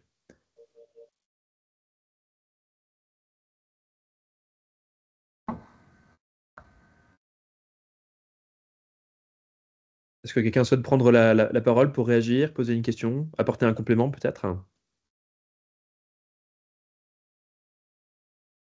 Non? Bon, dans ce cas, je peux poursuivre avec la déclinaison au niveau régional de la politique des PTCE et du dispositif d'accompagnement. Donc, alors peut-être je reviens rapidement sur cette slide-là pour vous rappeler les membres qui structurent la cellule régionale d'animation en Grand Est. Donc, vous avez eu l'occasion de les entendre se présenter tout à l'heure, mais rapidement. Donc, nous avons la préfecture de la région Grand Est à travers le SGAR, et également la DRETS, la région Grand Est, la Banque des Territoires et la CRES. Dans l'optique de développer l'accompagnement des PTCE en Grand Est et notamment de développer une offre de services complémentaire à celle qui est déployée au niveau national, on a souhaité élargir cette instance notamment en proposant à des PTCE de venir représenter en fait les PTCE du Grand Est. Puisque vous l'aurez vu, on était composé principalement d'acteurs institutionnels et de type réseau. Donc pour qu'on ait une approche également, une représentation du terrain et du public, le bénéficiaire final au final de ce dispositif, il nous paraissait important d'intégrer des PTCE en direct. Donc cet été, vous avez dû voir passer un appel à manifestation d'intérêt que nous avions diffusé par le biais de la CRA, qui visait à intégrer initialement 2 PTCE. On souhaitait avoir un PTCE d'une certaine ancienneté, avec une expérience du dispositif, des PTCE, de l'écosystème, et avec une certaine maturité. Et en même temps, on voulait également avoir un PTCE plus récent, plus émergent en fait, pour avoir 2 regards différents, puisqu'on a également ces 2 types de PTCE dans le territoire et également des PTCE un petit peu entre les deux. Voilà, donc on voulait retenir 2 PTCE. Au final, on a eu 3 candidatures qui étaient vraiment très intéressantes, toutes les 3. Donc en fait, on a pris la décision de sélectionner les 3. Et également, ça nous permettait d'avoir une représentation dans chaque ancienne région, puisqu'on a, donc je les ai mis à l'écran, vous avez les logos. Le labo des partenariats, qui malheureusement n'est pas là pour prendre la parole aujourd'hui, qui est basé à Strasbourg, donc une représentation du territoire alsacien. Le levier pour le territoire de Lorraine et Famille Rurale Pixine pour la Champagne-Ardenne. Est-ce que ça vous dit de dire quelques mots rapidement sur voilà, ce qui vous a motivé à intégrer la CRA et voilà, ce qui vous paraît important à dire? Je peux réagir rapidement. Nous, ce qui nous a intéressé donc, ouais, Thibaut Pien pour Pixine, la locomotive, nous, ce qui nous a intéressé sur ce sujet-là, c'est se mobiliser, parce que nous, on est évidemment considérés comme PTCE émergent, on est une jeune association. Les projets qu'on porte sont à leur début, mais ça rejoint un peu tous les sujets qu'on a autour notamment de fabrique de territoire. On essaie de faire un travail qui est un peu similaire autour du réseau régional des tiers-lieux du Grand Est, dont notre structure est membre du conseil d'administration. C'est d'essayer de partager au maximum, enrichir et s'enrichir un maximum en fait de ces réseaux régionaux et de cette cellule d'animation. Donc c'est tout simplement ça. Alors on n'a pas encore eu la première réunion de travail, donc je ne vais pas pouvoir en dire beaucoup plus, ne sachant pas le contenu des réunions. Mais voilà, c'est en tout cas montrer cette volonté de s'impliquer et puis de partager derrière tout ce qu'on peut prendre de ces différentes initiatives. Merci Thibaut. Et peut-être moi de le faire du levier. Alors pour nous, ce qui nous motive pour tout un état d'action, c'est cette conviction que l'esprit de coopération, c'est plus important que... c'est ça qui nous permettra d'avancer en face de ces enjeux qu'on affronte. Et on essaye d'être actif, de s'impliquer aussi bien au niveau national dans les actions proposées pour les réseaux de PTCE national qu'au niveau local. Et c'est cet esprit de coopération aussi qu'on aimerait bien mettre en disposition pour renforcer notre réseau régional et développer des outils pour notre développement collectif. Merci beaucoup. Voilà, donc en effet, la première réunion de travail impliquant ces trois PTCE dans notre instance régionale n'a pas encore eu lieu. Elle n'aura lieu seulement qu'en novembre. Et donc, on est encore en phase de développement, justement. C'est encore des choses qui nous restent à définir. Le rôle et l'implication exacte de ces PTCE au sein de cette instance, selon également la volonté de s'impliquer et les disponibilités également. Donc c'est quelque chose qui viendra ultérieurement, mais donc sachez que c'est en développement. Donc avec je vous présente juste après l'offre de service qu'on a commencé à développer. Mais donc ça s'accompagne, vous l'aurez compris, d'une évolution de notre instance régionale. Donc qu'on conçoit désormais comme cela. On envisage une instance composée de 3 cercles, avec un premier cercle, on va dire noyau historique, qui est composé des acteurs institutionnels et réseaux qui portent le dispositif historiquement, qui sont en lien avec la cellule nationale d'animation et qui participent à l'instruction des candidatures aux AMI financiers. Et donc qui ont aussi ce rôle de développer et de déployer l'offre de service régionale. C'est pas exclu qu'on fasse rentrer de nouveaux acteurs au sein de ce premier cercle. C'est également en réflexion, mais vu que pour l'instant rien n'est confirmé, on communique pas encore dessus, mais on a pensé déjà à quelques acteurs. Et également, il faudra voir avec eux s'ils souhaitent plutôt s'impliquer sur le premier ou le troisième cercle que je présente tout à l'heure. Voilà, donc un deuxième cercle qui est, comme je le dis, en développement, qui serait composé donc avec le premier cercle et les 3 PTCE qui représentent la communauté régionale qui ont candidaté à l'AMI qu'on citait tout à l'heure. Donc, comme je disais, représenter les PTCE, pouvoir apporter des témoignages, nous faire remonter des informations de terrain au sein de l'instance et selon les thématiques et les capacités et disponibilités, pouvoir apporter un regard, voire un appui sur le développement de l'offre de services régionale. Et puis, en réflexion, un 3e cercle qui, lui, serait plus, comment dire, qui serait plus composé d'associations, pas d'associations, pardon, qui serait plus composé d'acteurs de nature plus diverses, qu'on pourrait solliciter dans le cadre de l'offre de service ou selon les thématiques, ponctuellement.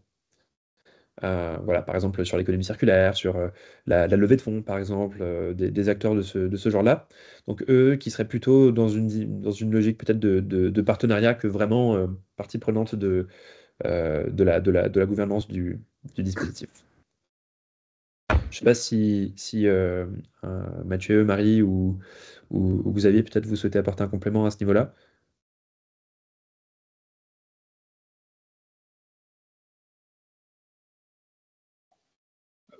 Moi, peut-être très rapidement, je ne vais pas monopoliser la parole, mais déjà pour remercier les PTCE qui sont portés volontaires. Hein, donc, c'est une démarche effectivement qu'on apprécie. Après, ce qu'on n'a pas, je ne sais pas si tu comptais l'évoquer, mais effectivement, ce qu'on n'a pas défini complètement, c'est peut-être la durée de cette participation. L'idée, c'est effectivement aussi, s'il y a d'autres PTCE candidats, que la participation elle soit tournante, hein, pour que tout le monde puisse aussi participer à la CRA en tant que si c'est souhaité. Hein, donc ça, c'est à déterminer. L'idée avec effectivement cette composition un peu modulaire de la CRA, c'est effectivement de répondre un petit peu à ces différentes missions, tout en gardant la composition la plus adéquate en fait. Hein. Par exemple, pour l'instruction des amis PTCE, il y a également tout un aspect conflit d'intérêts, etc. Donc, et puis il faut aussi avoir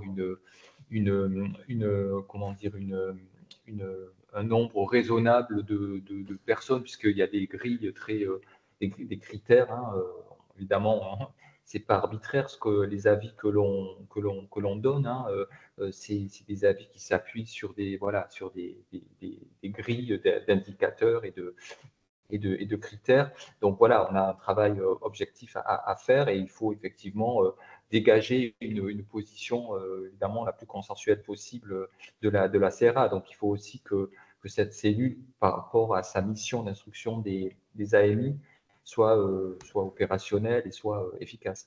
Donc voilà, donc l'idée c'est cette modularité, hein, d'associer bien sûr les PTCE dans un 2e cercle pour avoir effectivement leur concours pour tout ce qui est expérience, remontée de terrain, tout ce qui était effectivement développement de l'offre de services. Et puis également un 3e cercle en cours de réflexion pour effectivement ne pas s'interdire aussi d'associer ponctuellement des acteurs qui peuvent, par leur mission, leur expérience, etc., apporter des éclairages qui peuvent être tout à fait utiles dans le cadre des missions de la cellule régionale. Voilà ce que je pouvais dire pour ma part. Merci Mathieu. Est-ce qu'il y a des questions, des réactions, des compléments?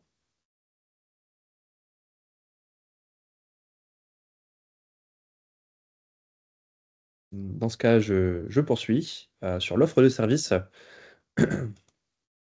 Donc, on a essayé de synthétiser la réflexion qu'on a eue ces derniers mois au sein de la CRA en redéfinissant aussi notre raison d'être et un petit peu les éléments de valeur ajoutée qu'on pourrait proposer aux PTCE, à la fois ceux qui sont reconnus en tant que tels, dans le cadre des AMI, et également pour les PTCE qu'on qualifie de PTCE en gestation, c'est-à-dire des pourrait dire un peu des PTCE organiques qui n'ont pas encore eu cette reconnaissance officielle en tant que PTCE. Mais l'idée, c'est également de développer le nombre de PTCE labellisés dans la région.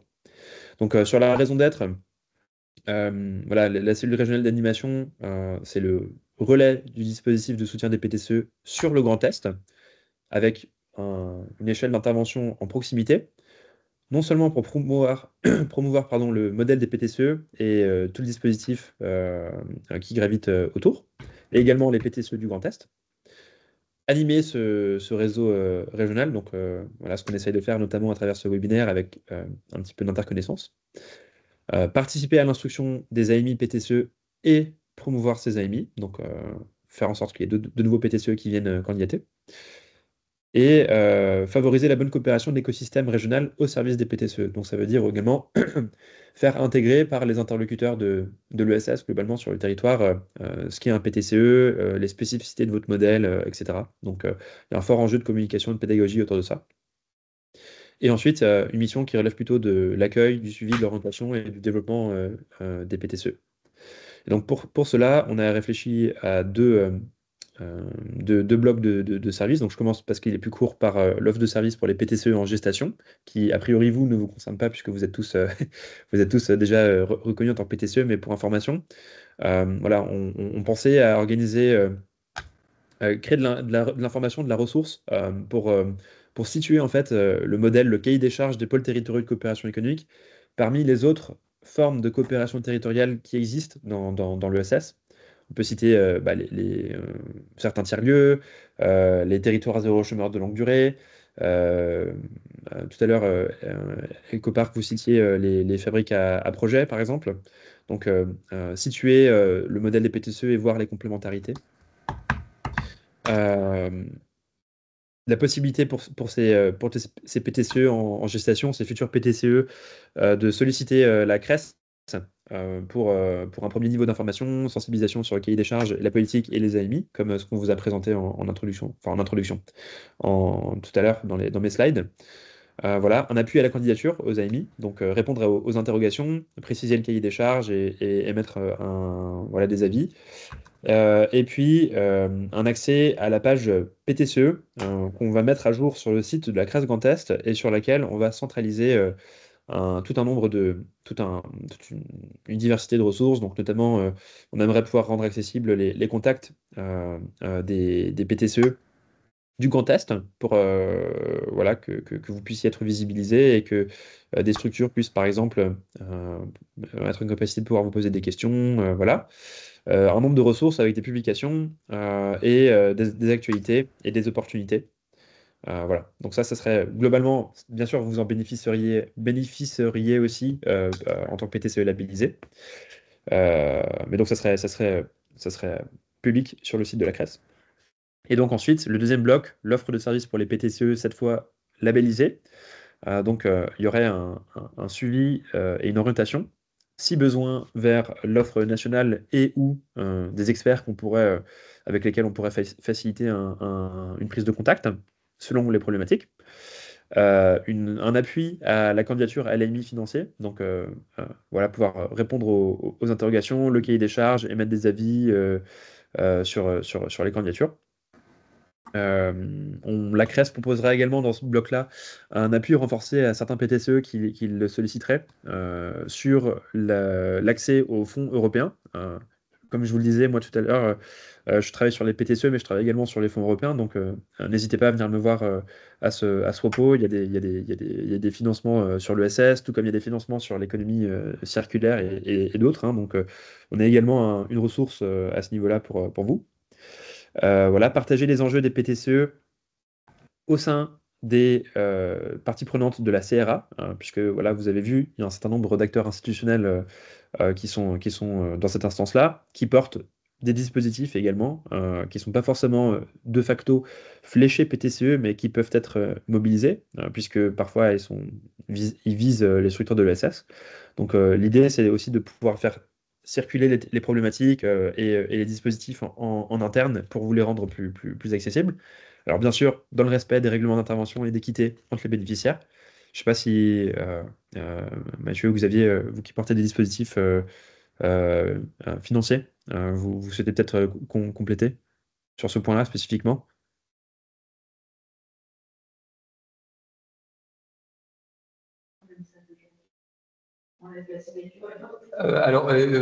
En fait, c'est plutôt l'adresse qui est Ah oui, pardon. susceptible effectivement d'apporter des financements complémentaires, parce que c'est elle qui est délégataire des crédits de l'État, du préfet de région. Donc, je ne sais pas si j'ai des collègues de l'adresse qui ont pu se connecter, mais éventuellement, on pourra effectivement préciser ultérieurement les dispositifs. Mais voilà. Côté préfecture, on va dire côté SGA, on n'a pas effectivement en propre de crédit ou de dispositifs financiers en propre.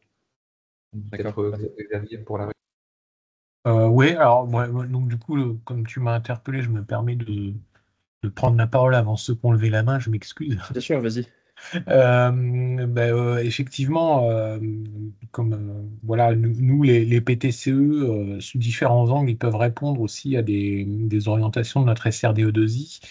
Et donc, l'idée, c'est effectivement de pouvoir les accompagner dans les projets qu'ils souhaitent développer et de les orienter au mieux dans nos différents services, que ce soit sur la partie environnement, enfin je pense beaucoup à la partie environnement, économie circulaire, ou la partie développement éco et les différents dispositifs qui peuvent être mobilisés en fonction des projets des PTCE.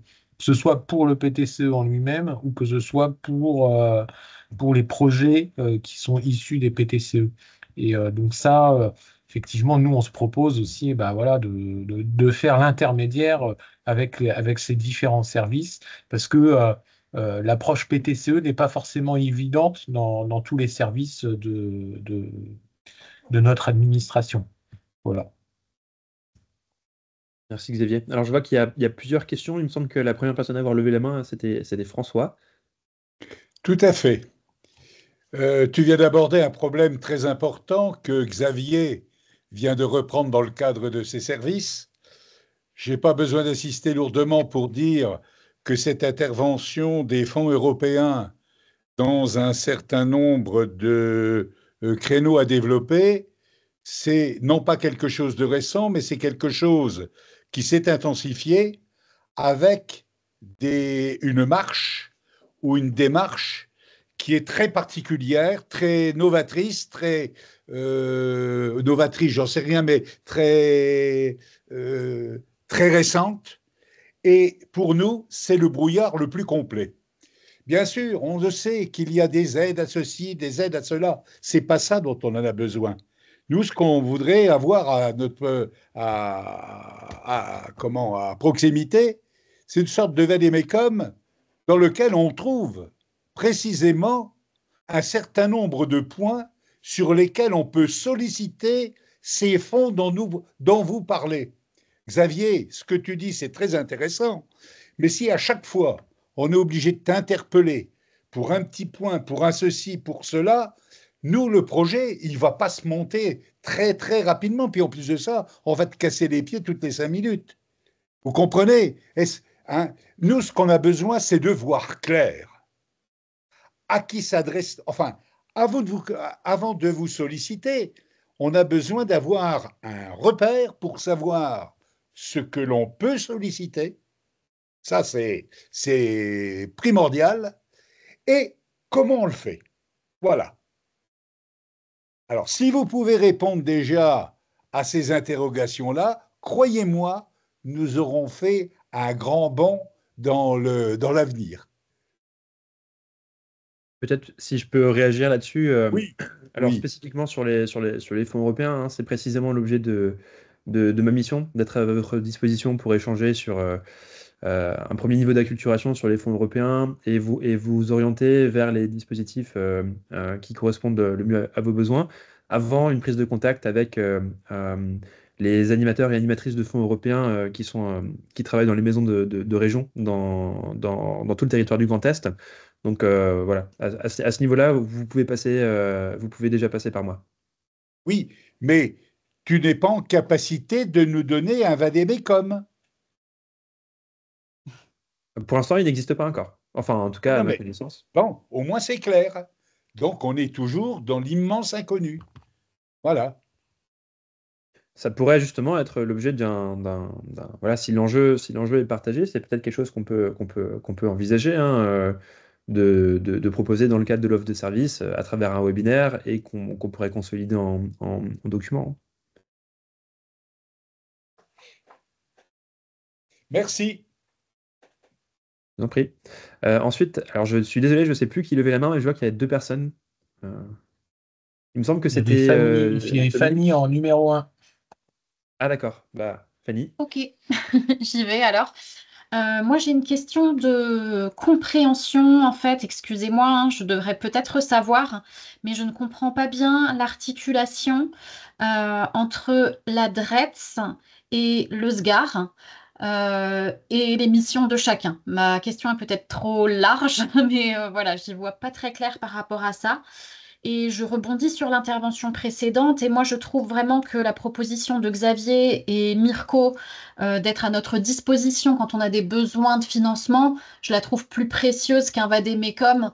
Voilà, on sait que souvent, quand on fait des modes d'emploi, quand on fait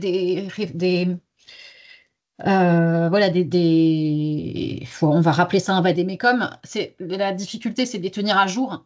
Donc, d'avoir des interlocuteurs qui se proposent d'être à notre disposition quand on a besoin de parler de ça, je trouve ça plus précieux qu'un vadémécum.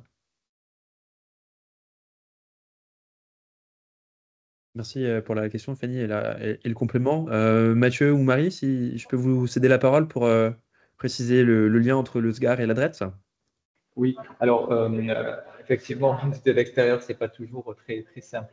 Alors, le SGAR, en fait, c'est un service préfectoral. Hein. C'est le secrétariat général pour les affaires régionales et européennes et qui est chargé d'appuyer le préfet, la préfète de région dans son rôle d'animation et de coordination des politiques publiques. Il a un autre rôle, mais qui ne nous concerne pas.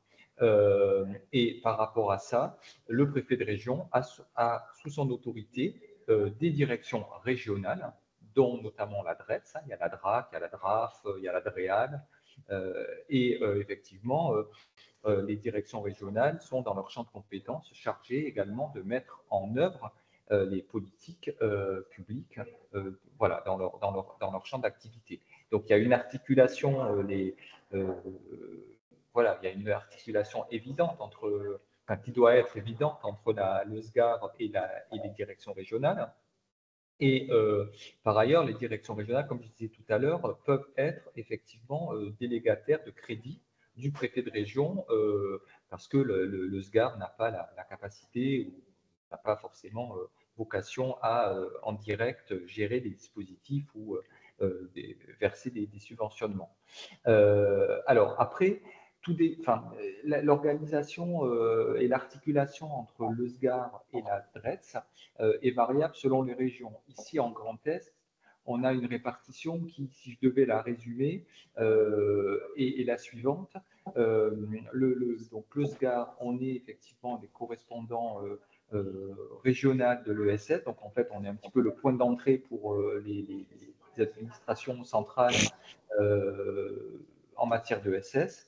On exerce cette mission évidemment en lien avec non seulement la DRETS, mais également tous les autres membres, hein, notamment la CRES et aussi le Conseil régional à Banque des territoires.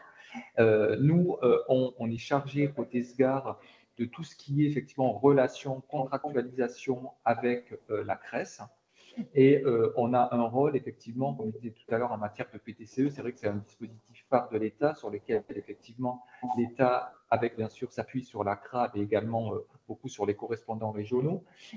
Et donc, effectivement, en matière de PTCE, c'est vrai que voilà, le SGAR est un petit peu, j'allais dire, peut-être je dirais, c'est pas le pivot, ou en tout cas, voilà, le coordonnateur ou un petit peu l'animateur, encore une fois, en lien avec, bien sûr, beaucoup la CRES. Et la DRETS, de son côté, gère un certain nombre de dispositifs et notamment en matière de SS, il y en a deux. Il y a effectivement le DLA, le dispositif local d'accompagnement, c'est la DRETS qui gère les crédits, qui gère le dispositif en lien avec les DETS et bien sûr les autres partenaires du DLA. Et elle a un rôle aussi en matière d'agrément ESUS, puisque c'est là aussi en lien avec les dettes. Mais voilà, disons que quand il y a de l'actualité sur ces deux dispositifs, côté SGAR, on se met un petit peu en retrait et on laisse nos collègues de la DRET qui sont effectivement en première ligne intervenir. Voilà un petit peu comment on s'articule, mais j'ai conscience que de l'extérieur, ce n'est pas forcément intuitif. Mais voilà, en tout cas, n'hésitez pas en cas de question, en cas de doute. Moi, ce que je plaide toujours, c'est qu'effectivement, il y ait le SGAR et la DRETS qui participent autant que possible dans les instances, dans les webinaires, voilà, dans les événements, de façon effectivement à ce qu'on puisse vous apporter côté État des informations qui soient à la fois précises et puis surtout claires. Mais je ne sais pas encore une fois s'il y a l'adresse qui est présente, mais ou Marie, ma collègue du SGAR, n'hésitez pas évidemment à compléter ce que je viens de dire. C'est déjà beaucoup plus clair, merci. Non, c'était très complet, Mathieu. J'ai rien à ajouter. Merci pour vos compléments. Et donc, il y avait une troisième question. Je suis désolé, je ne vois pas qui a levé la main, mais je vous invite à prendre la C'est parole. moi, c'est Valérie. Allez-y. Alors, oui, alors déjà, je trouve qu'effectivement, l'offre de services des PTCE s'étoffe vraiment, et merci pour cela, parce qu'effectivement, aujourd'hui, on sent qu'on a des interlocuteurs en face, on a aussi une cartographie par territoire avec des appuis et des relais qui sont possibles. Moi, j'avais deux questions. La première, c'est sur votre projet de développement. Je voulais donc vous évoquer effectivement le développement des PTCE. Est-ce que vous avez déjà une idée du seuil de développement que vous voulez atteindre? Est-ce que c'est 50%? Est-ce que c'est doublé, triplé les PTCE? Ça, c'est ma première question. Au regard aussi, effectivement, que quand, il y a quelques années, quand la CRES et les acteurs, effectivement, restructurent un peu les PTCE, bah, on était aussi sur des PTCE sur lesquels beaucoup on était soit un peu certains avaient été en sommeil, de nouveau émergé, mais c'est vrai qu'il y avait la question du modèle économique qui était prégnante, qui reste toujours d'actualité, je pense, hein, sur les PTCE. Et donc, au regard effectivement de ce projet de développement, voilà, c'est de savoir le seuil, combien de PTCE vous voulez aussi par territoire. Et après, comment ça s'articule aussi avec l'existant. Ça, c'était la première question. Et la deuxième, ça concernait l'agrément ESUS. Donc, nous, on a un PTCE historique. Je voulais savoir si l'agrément ESUS était, elle était de fait avant. Là, est-ce qu'on doit la refaire? Est-ce que automatiquement on a l'agrément ESUS? Est-ce qu'on peut le mettre? Enfin, voilà, c'était ma question. Deuxième.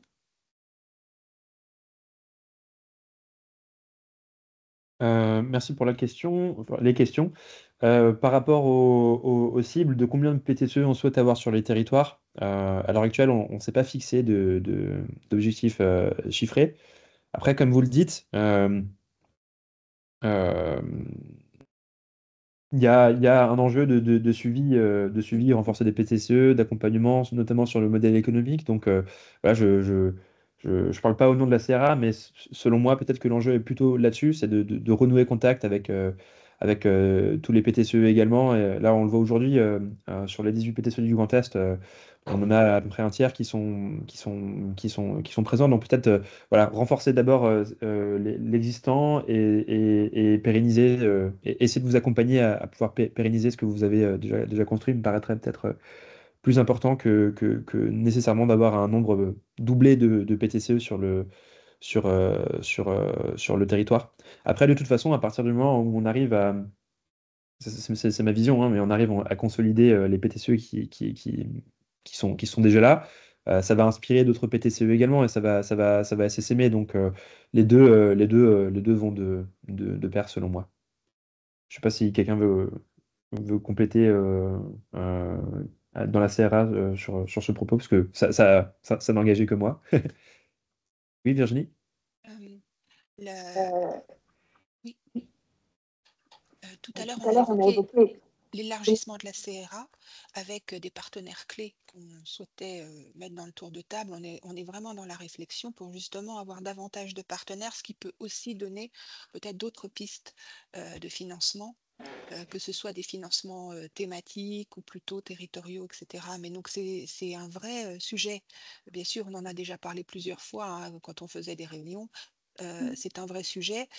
Par ailleurs, on essaye aussi, chaque fois que c'est possible, de vous transmettre des informations sur des appels à projets que Mirko a pu récupérer ou bien qu'on peut récupérer par ailleurs et qu'on dispose sur la plateforme Essor. Donc, c'est vrai qu'à chaque newsletter, on essaye de vous donner des informations de ce type. Et puis après, c'est vrai que dans la communauté des PTCE, il peut y avoir aussi des échanges de pratiques sur les financements que vous avez pu déterminer. Donc, mais c'est vrai que le nerf de la guerre, entre guillemets, c'est bien le modèle économique. Et puis, il y avait une question sur l'agrément ESUS. Pardon, Valérie, je n'ai pas bien compris. Vous avez obtenu l'agrément ESUS, c'est ça? Non, moi, on m'a dit qu'il était de fait du moment où on était agréé PTCE, mais ça date d'il y a quelques années. Mais du coup, je veux bien peut-être le SGAR qui puisse nous mettre à jour là-dessus. Donc, Alors, pardon, peut-être Virginie, vous vouliez compléter? Non, mais je voulais dire qu'à ma connaissance, il n'y a pas d'automatisme pour avoir l'agrément ESUS quand on est PTCE. La demande d'agrément ESUS est effectuée auprès des DETS, hein, donc de votre département de votre département, et il concerne uniquement des structures qui sont donc de l'économie sociale et solidaire. Donc le PTCE doit avoir une reconnaissance juridique pour pouvoir la déposer. Hein, donc, ça ne peut pas être un consortium d'acteurs qui n'a pas de reconnaissance juridique, mais c'est bien une démarche particulière qui est donnée ensuite quand elle est acceptée pour une durée définie et qui demande à être renouvelée. Mais il n'y a pas d'automatisme par rapport au statut de PTCE. D'accord. Alors, effectivement, l'agrément ESUS, comme je disais tout à l'heure, c'est plutôt la DRETS et les DETS, donc je ne vais pas m'avancer, mais effectivement, intuitivement, c'était la réponse, j'allais faire la même réponse que Virginie, hein, je ne pense pas que, mais bon, peut-être à vérifier, sauf si Virginie est catégorique dans sa réponse, mais peut-être, voilà, la DRETS pourra vous confirmer, mais effectivement, je pense qu'il n'y a pas d'agrément automatique pour un PTCE. Sur la question précédente, effectivement, hein, vous l'avez dit, vous l'avez parfaitement dit, hein, je pense qu'il n'y a pas d'objectif chiffré.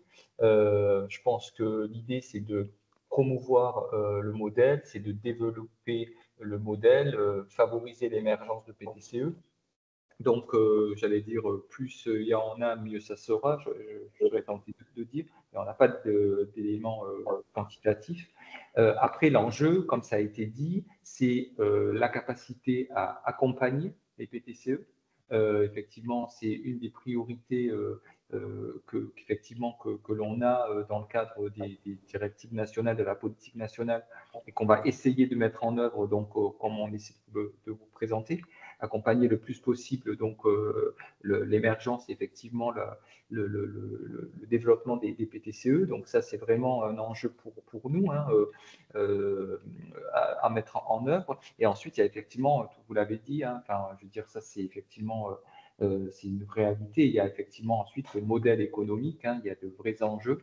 Et là aussi, il y a effectivement, sans déflorer forcément ce qu'on envisage ou les réflexions qu'on a, effectivement, je pense qu'il y a vraiment un axe de travail à développer sur voilà, les modèles économiques, voilà, comment les PTCE peuvent à la fois se développer et puis aussi voilà, financer des projets et accompagner les projets qui se créent.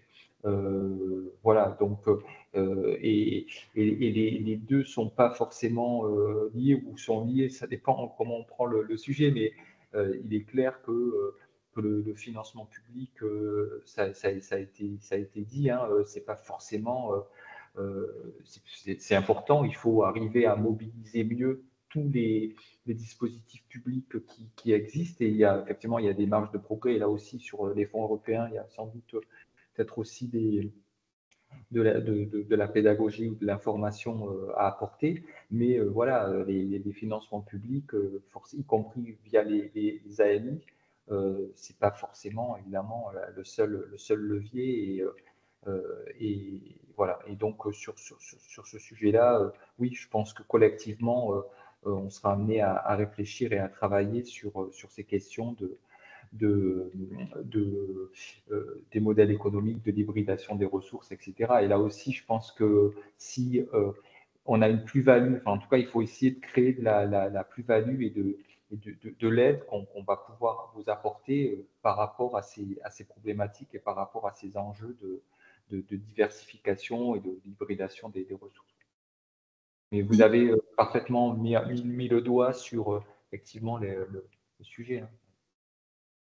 Merci. Merci pour vos compléments.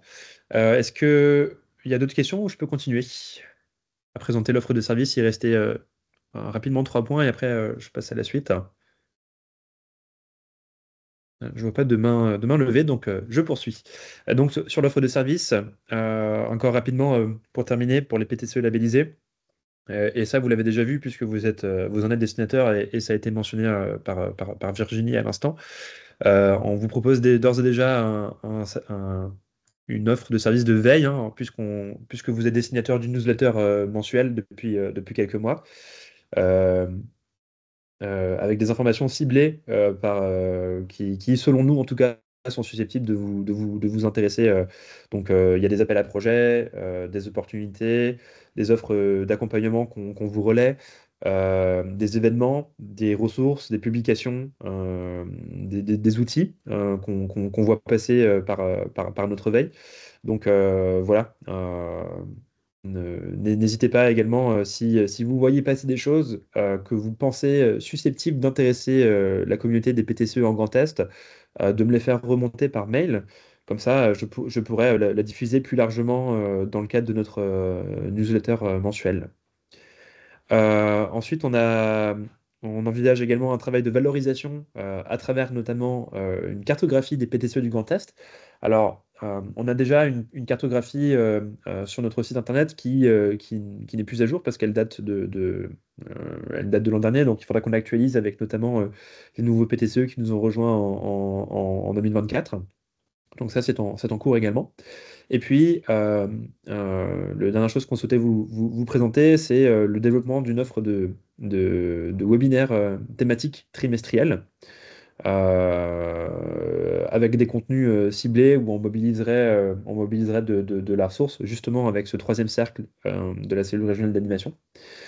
Donc, je change de slide pour vous montrer les résultats, la notation en fait que vous avez faite, en tout cas pour les personnes qui ont participé à notre enquête des besoins cet été. La notation des sujets qu'on vous a proposés, donc classés par ordre de la meilleure note. Et donc, on voit que les trois premiers sujets qui ont reçu le plus de meilleures notes, c'était notamment des sujets qui touchent directement au modèle économique des PTCE. Donc, comment diversifier son modèle économique en tant que PTCE, avoir des informations sur les fondations territoriales pour financer des projets d'économie en proximité dans les territoires, et en apprendre plus sur les opportunités de financement sur les PTCE et leur écosystème, avec notamment, par exemple, les fonds européens.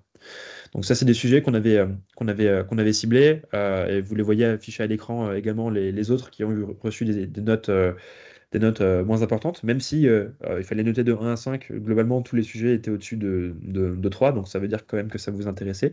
Mais clairement, ce qui ressort, ce sont ces trois premiers sujets. Et on a également eu d'autres suggestions, notamment un travail sur la gouvernance et la communication, dans le but d'impliquer les acteurs et tous les acteurs, plus d'acteurs et les citoyens dans les PTCE. Donc c'est quelque chose qu'on pourrait également réfléchir ensemble. Comment développer une offre de services pour les entreprises au niveau local et former autour du sujet de la coopération et de la mobilisation des parties prenantes. Donc quel modèle ça pourrait prendre avec quel financement, est-ce qu'il s'agit d'un OF, quels acteurs mobilisés, etc.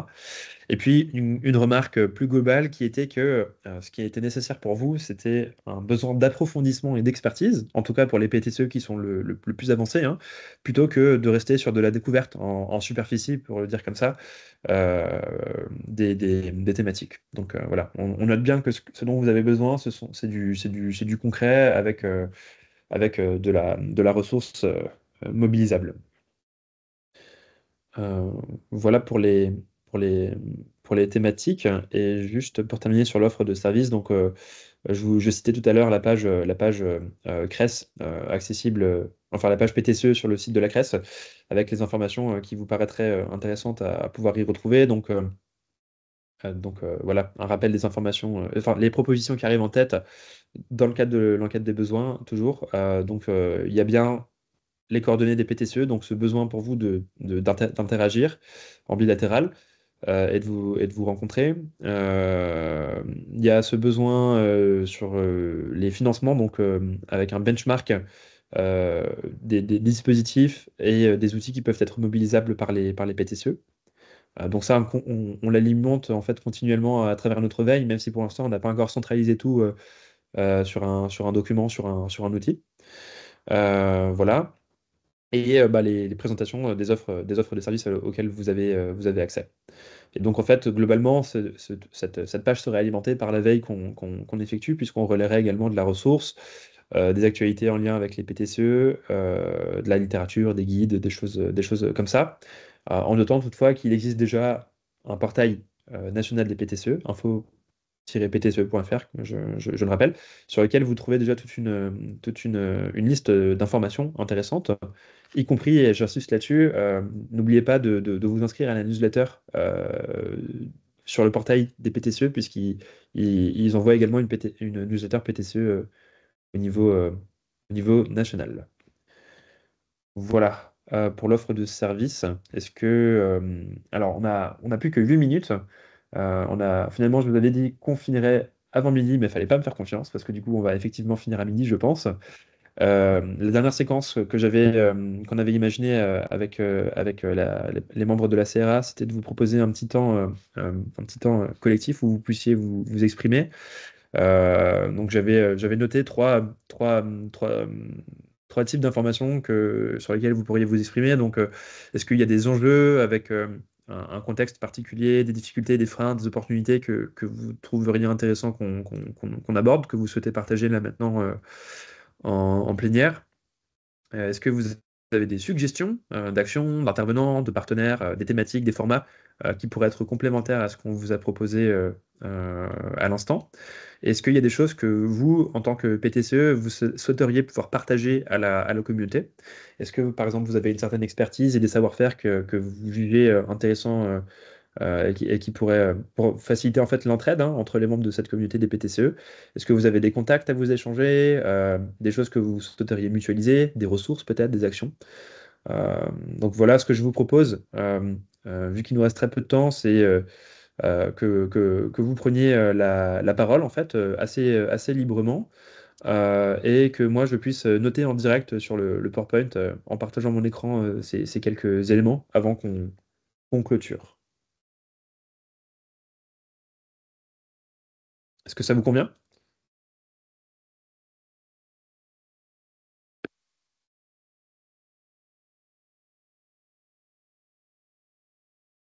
En général, on peut commencer par les freins, les difficultés. C'est souvent la première chose qui nous vient à l'esprit. N'hésitez pas. Allez-y, la parole est à vous. Il y a peut-être des choses qui ont déjà été exprimées qu'on peut reprendre, hein, Oui, notamment cette exactement. Tout à grosse fait, ouais. inquiétude sur le modèle éco. Oui.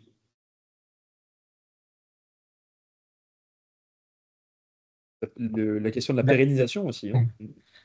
La question du modèle économique, c'est quand même quelque chose d'assez global et aussi comment on peut s'appuyer sur le niveau national par rapport à ça.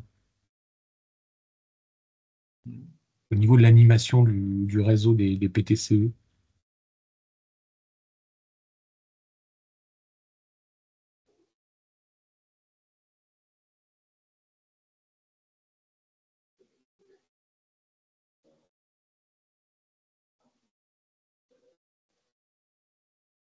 il y avait cette question également de voilà, ces difficultés par rapport à l'aspect peut-être un peu nébuleux des dispositifs, comment s'orienter, comment s'y retrouver. Donc, il y a, Notamment on sur note les qu'il fonds y a. européens, la question effectivement de la simplicité ou de la lisibilité voilà, des dispositifs de financement. Ça, c'est vrai que ça a déjà été abordé, mais on voit que c'est récurrent et il y a peut-être voilà, des actions peut-être complémentaires à mener pour rendre les dispositifs plus, plus clairs, en tout cas plus lisibles ou plus accessibles, quoi. Je pense que c'est... François Robin avait suggéré un vade-mecum, et voilà. Et Fanny suggérait d'avoir un interlocuteur privilégié, entre Une guillemets. hotline. Si je peux me permettre, dans les formats, on a beaucoup travaillé dans le passé pour les plus anciens à réaliser des réunions sur les territoires. On s'est rendu compte qu'en fonction du lieu où nous réalisions ces réunions, il y avait plus ou moins de participants, alors qu'il y avait eu un gros effort pour organiser, un PTCE accueillant qui faisait de beaux efforts pour organiser des visites, etc. Et finalement, peu de déplacements. Ça nous a induit à vous proposer une offre plutôt sous forme de webinaire qui aura plusieurs avantages. C'est d'avoir plus de monde autour de la table, de limiter les coûts et le temps de déplacement. En revanche, une des questions qu'on se posait, c'est s'il était utile à un moment donné, de temps en temps et sur la base du volontariat, d'organiser quand même des réunions physiques. Donc, peut-être que vous avez des idées à nous partager là-dessus,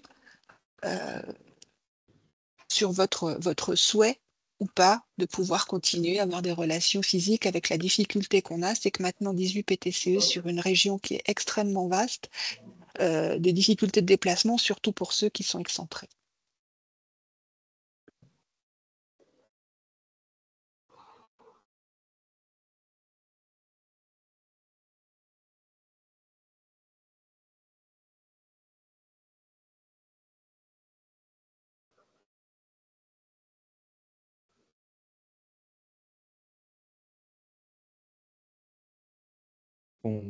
Je le note parmi les enjeux et les difficultés. Est-ce que déjà, voilà, quand on vous présente l'offre de webinaire, est-ce que vous avez l'impression que ça peut peut-être vous faciliter l'accès aux informations qui sont transmises dans le cadre de ces temps, ou au contraire, voilà, c'est quelque chose que vous trouvez dommage justement qu'on se retrouve plus, qu'on se retrouve moins en tout cas en présentiel?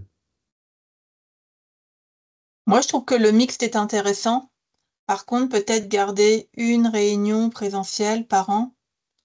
Et peut-être, c'est vrai qu'on a l'habitude à chaque fois de le faire dans un PTCE, peut-être trouver un lieu proche enfin, pour ceux qui prennent le train, enfin, des lignes assez faciles de manière globale pour tout le monde, avec vraiment un lieu ressource à côté de la gare et avec effectivement la possibilité de repartir assez rapidement. Peut-être. C'est vrai que nous, quand on l'avait fait en Haute-Marne, on s'est rendu compte que les gens avaient pris leur voiture parce que le train, c'était très compliqué. Voilà, donc peut-être effectivement trouver un ou deux lieux un peu centre sur la région et puis organiser l'événement. Je sais pas. À mi-chemin, donc plutôt en Lorraine, quoi. Voilà, après avec les gros axes, de toute façon, on a Strasbourg, Nancy, Metz, c'est les plus gros. Est-ce que du coup là-dessus, Encore, avec la TGV, faut voir la ligne LGV en fin de compte, quasiment. ouais. Parce que nous aussi, là, ce qui nous interrogeait, c'était justement le fait de trop centraliser, parce que voilà, si on fait ça plutôt au milieu du territoire, comment dire, les PTCE en Champagne-Ardenne et ceux en Alsace, si on se retrouve en Lorraine, ce sera toujours les mêmes qui se déplaceront. Après, peut-être on peut trouver une façon de tourner ça, à ce que ça soit voilà, dans les endroits les plus accessibles, ça reste malheureusement les métropoles, quoi, mais qu'on puisse tourner. Oui, mais Mirko, il faut pas oublier que si vraiment il y a une expérimentation qui se réalise très originale, en capacité d'être transférée, etc., peu importe l'endroit, les personnes responsables se déplaceront. Hein. La réunion physique, ça sert à ça. Le reste, ça peut très bien se faire en visio, hein, et c'est un gain de temps extraordinaire quand même. Hein. Donc, ce qu'on pourrait se dire, c'est que comment dire, nous, dans le cadre de la CRA, vous proposer du contenu, du coup, dans l'objectif que un maximum de participants puissent en bénéficier, donc plutôt en webinaire, parce que ça fait gagner du temps à tout le monde et que c'est plus facile logistiquement. Mais on pourrait également imaginer qu'à l'initiative d'un PTCE qui souhaiterait nous convier, pardon, nous, on pourrait plutôt être en force de relais, en fait. Vous le voyez comme ça? Je partage l'avis de Robin pour rebondir Mirko. Les éléments descendants que peut nous renvoyer le CRA ou autre, c'est des choses où il faut qu'un maximum de monde puisse en profiter. Donc en webinaire, ça fait gagner du temps à tout le monde.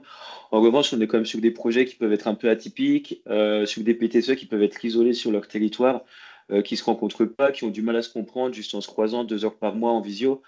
Pour moi, si on n'a pas 100% de présence à ces rencontres, c'est pas grave, mais il faut laisser l'opportunité à ces projets de se rencontrer, euh, pas une fois par mois, mais avoir des temps forts qui permettent d'aller voir les PTCE, les projets des autres. Enfin, en tout cas, c'est notre avis. Et c'est la stratégie qu'on a un peu, nous, avec les tiers-lieux, en tout cas, sur les rencontres départementales, régionales, où on a des temps physiques et des temps webinaires en fonction, est-ce que c'est de l'échange ou du descendant? Hmm. Ce qui veut dire que du coup, par exemple, la dernière fois, on est allé à Saint-Dizier chez 6DT, on a parlé des fonds européens, donc c'était plutôt, enfin, on a également bien sûr visité les projets et les locaux en local, donc ça c'était très intéressant. Mais du coup, sur ce type de rencontre, ça serait plutôt axé vraiment sur le lieu, le projet et la visite et l'apprentissage, tandis qu'on garderait les informations de type voilà, ressources plutôt dans le cadre de webinaires, quoi. D'accord. Est-ce que quelqu'un souhaite réagir? Je suis désolé, je vois qu'il est midi 2. On a déjà Oui. dépassé de 2 minutes, donc on va pouvoir clôturer bientôt. Oui? Je voulais juste rebondir là sur ces questions de visite. Il y a aussi les visites apprenantes qui sont organisées par le niveau national, hein, dans les PTCE. Donc, essayer de faire en sorte que ce ne soit pas de manière trop proche entre ce qui est proposé par le national et ce qui est proposé par le local. Sinon, il y a encore plus un risque de déperdition sur ce qui est organisé en physique, quoi. Mhm. Très bien. Donc, attention à ne pas se faire de la concurrence. C'est ça. Très bien. Ok. Bon, sauf si quelqu'un a encore quelque chose à ajouter, hein, c'est votre dernière chance. Alors, je vais devoir clôturer pour qu'on respecte un minimum le timing. Alors, moi, je vais juste, si vous permettez, rajouter un élément. La conférence régionale d'économie sociale et solidaire se déroulera cette année en Champagne-Ardenne, donc le 28 novembre à Besanne, à côté de Reims, donc juste près de la gare TGV. Et parmi les thématiques qui seront abordées sous forme de table ronde, il y aura la thématique de l'innovation sociale et puis aussi la question des fonds privés euh, autour du modèle économique des structures. Alors, on n'ira pas forcément extrêmement loin puisque ça sera des tables rondes sur la technicité. Mais effectivement, ces thématiques seront à l'ordre du jour de la conférence régionale, ainsi qu'une petite séquence sur les 10 ans de la loi ESS, donc qui a été votée en 2014. Merci Virginie. Très bien. Et Bon. la date, non? Le 28-11, c'est ça? C'est ça. C'est ça, Oui, Virginie, hein, tu oui, confirmes? le dernier jeudi de novembre, donc le 28, entre 9h30 et 16h30 à peu près, à Besanne. Voilà. Ok. Eh bien merci. Je pense qu'on clôture donc là-dessus. Il me reste plus qu'à vous remercier toutes et tous pour votre participation et pour les échanges. Au final, on a bien fini, non pas en avance, mais avec un peu de retard. Donc ça veut dire qu'il y a eu beaucoup d'échanges et on espère que voilà, vous aurez trouvé ces échanges riches. Et puis, on vous transmet cette semaine la newsletter avec, comme d'habitude, avec des informations ciblées pour les PTCE, dans laquelle on vous remet également la présentation de ce PowerPoint. Et on vous donnera également les informations sur comment accéder au replay de ce webinaire qu'on a organisé aujourd'hui. Merci encore à toutes et à tous et à bientôt. Merci. À Bonne bientôt, journée. merci. Merci à toutes Bonne et journée à tous. tous. Merci, au revoir. Merci Mirko. Merci, au revoir. À bientôt. Au revoir. À bientôt. Ben, bravo, Mirko.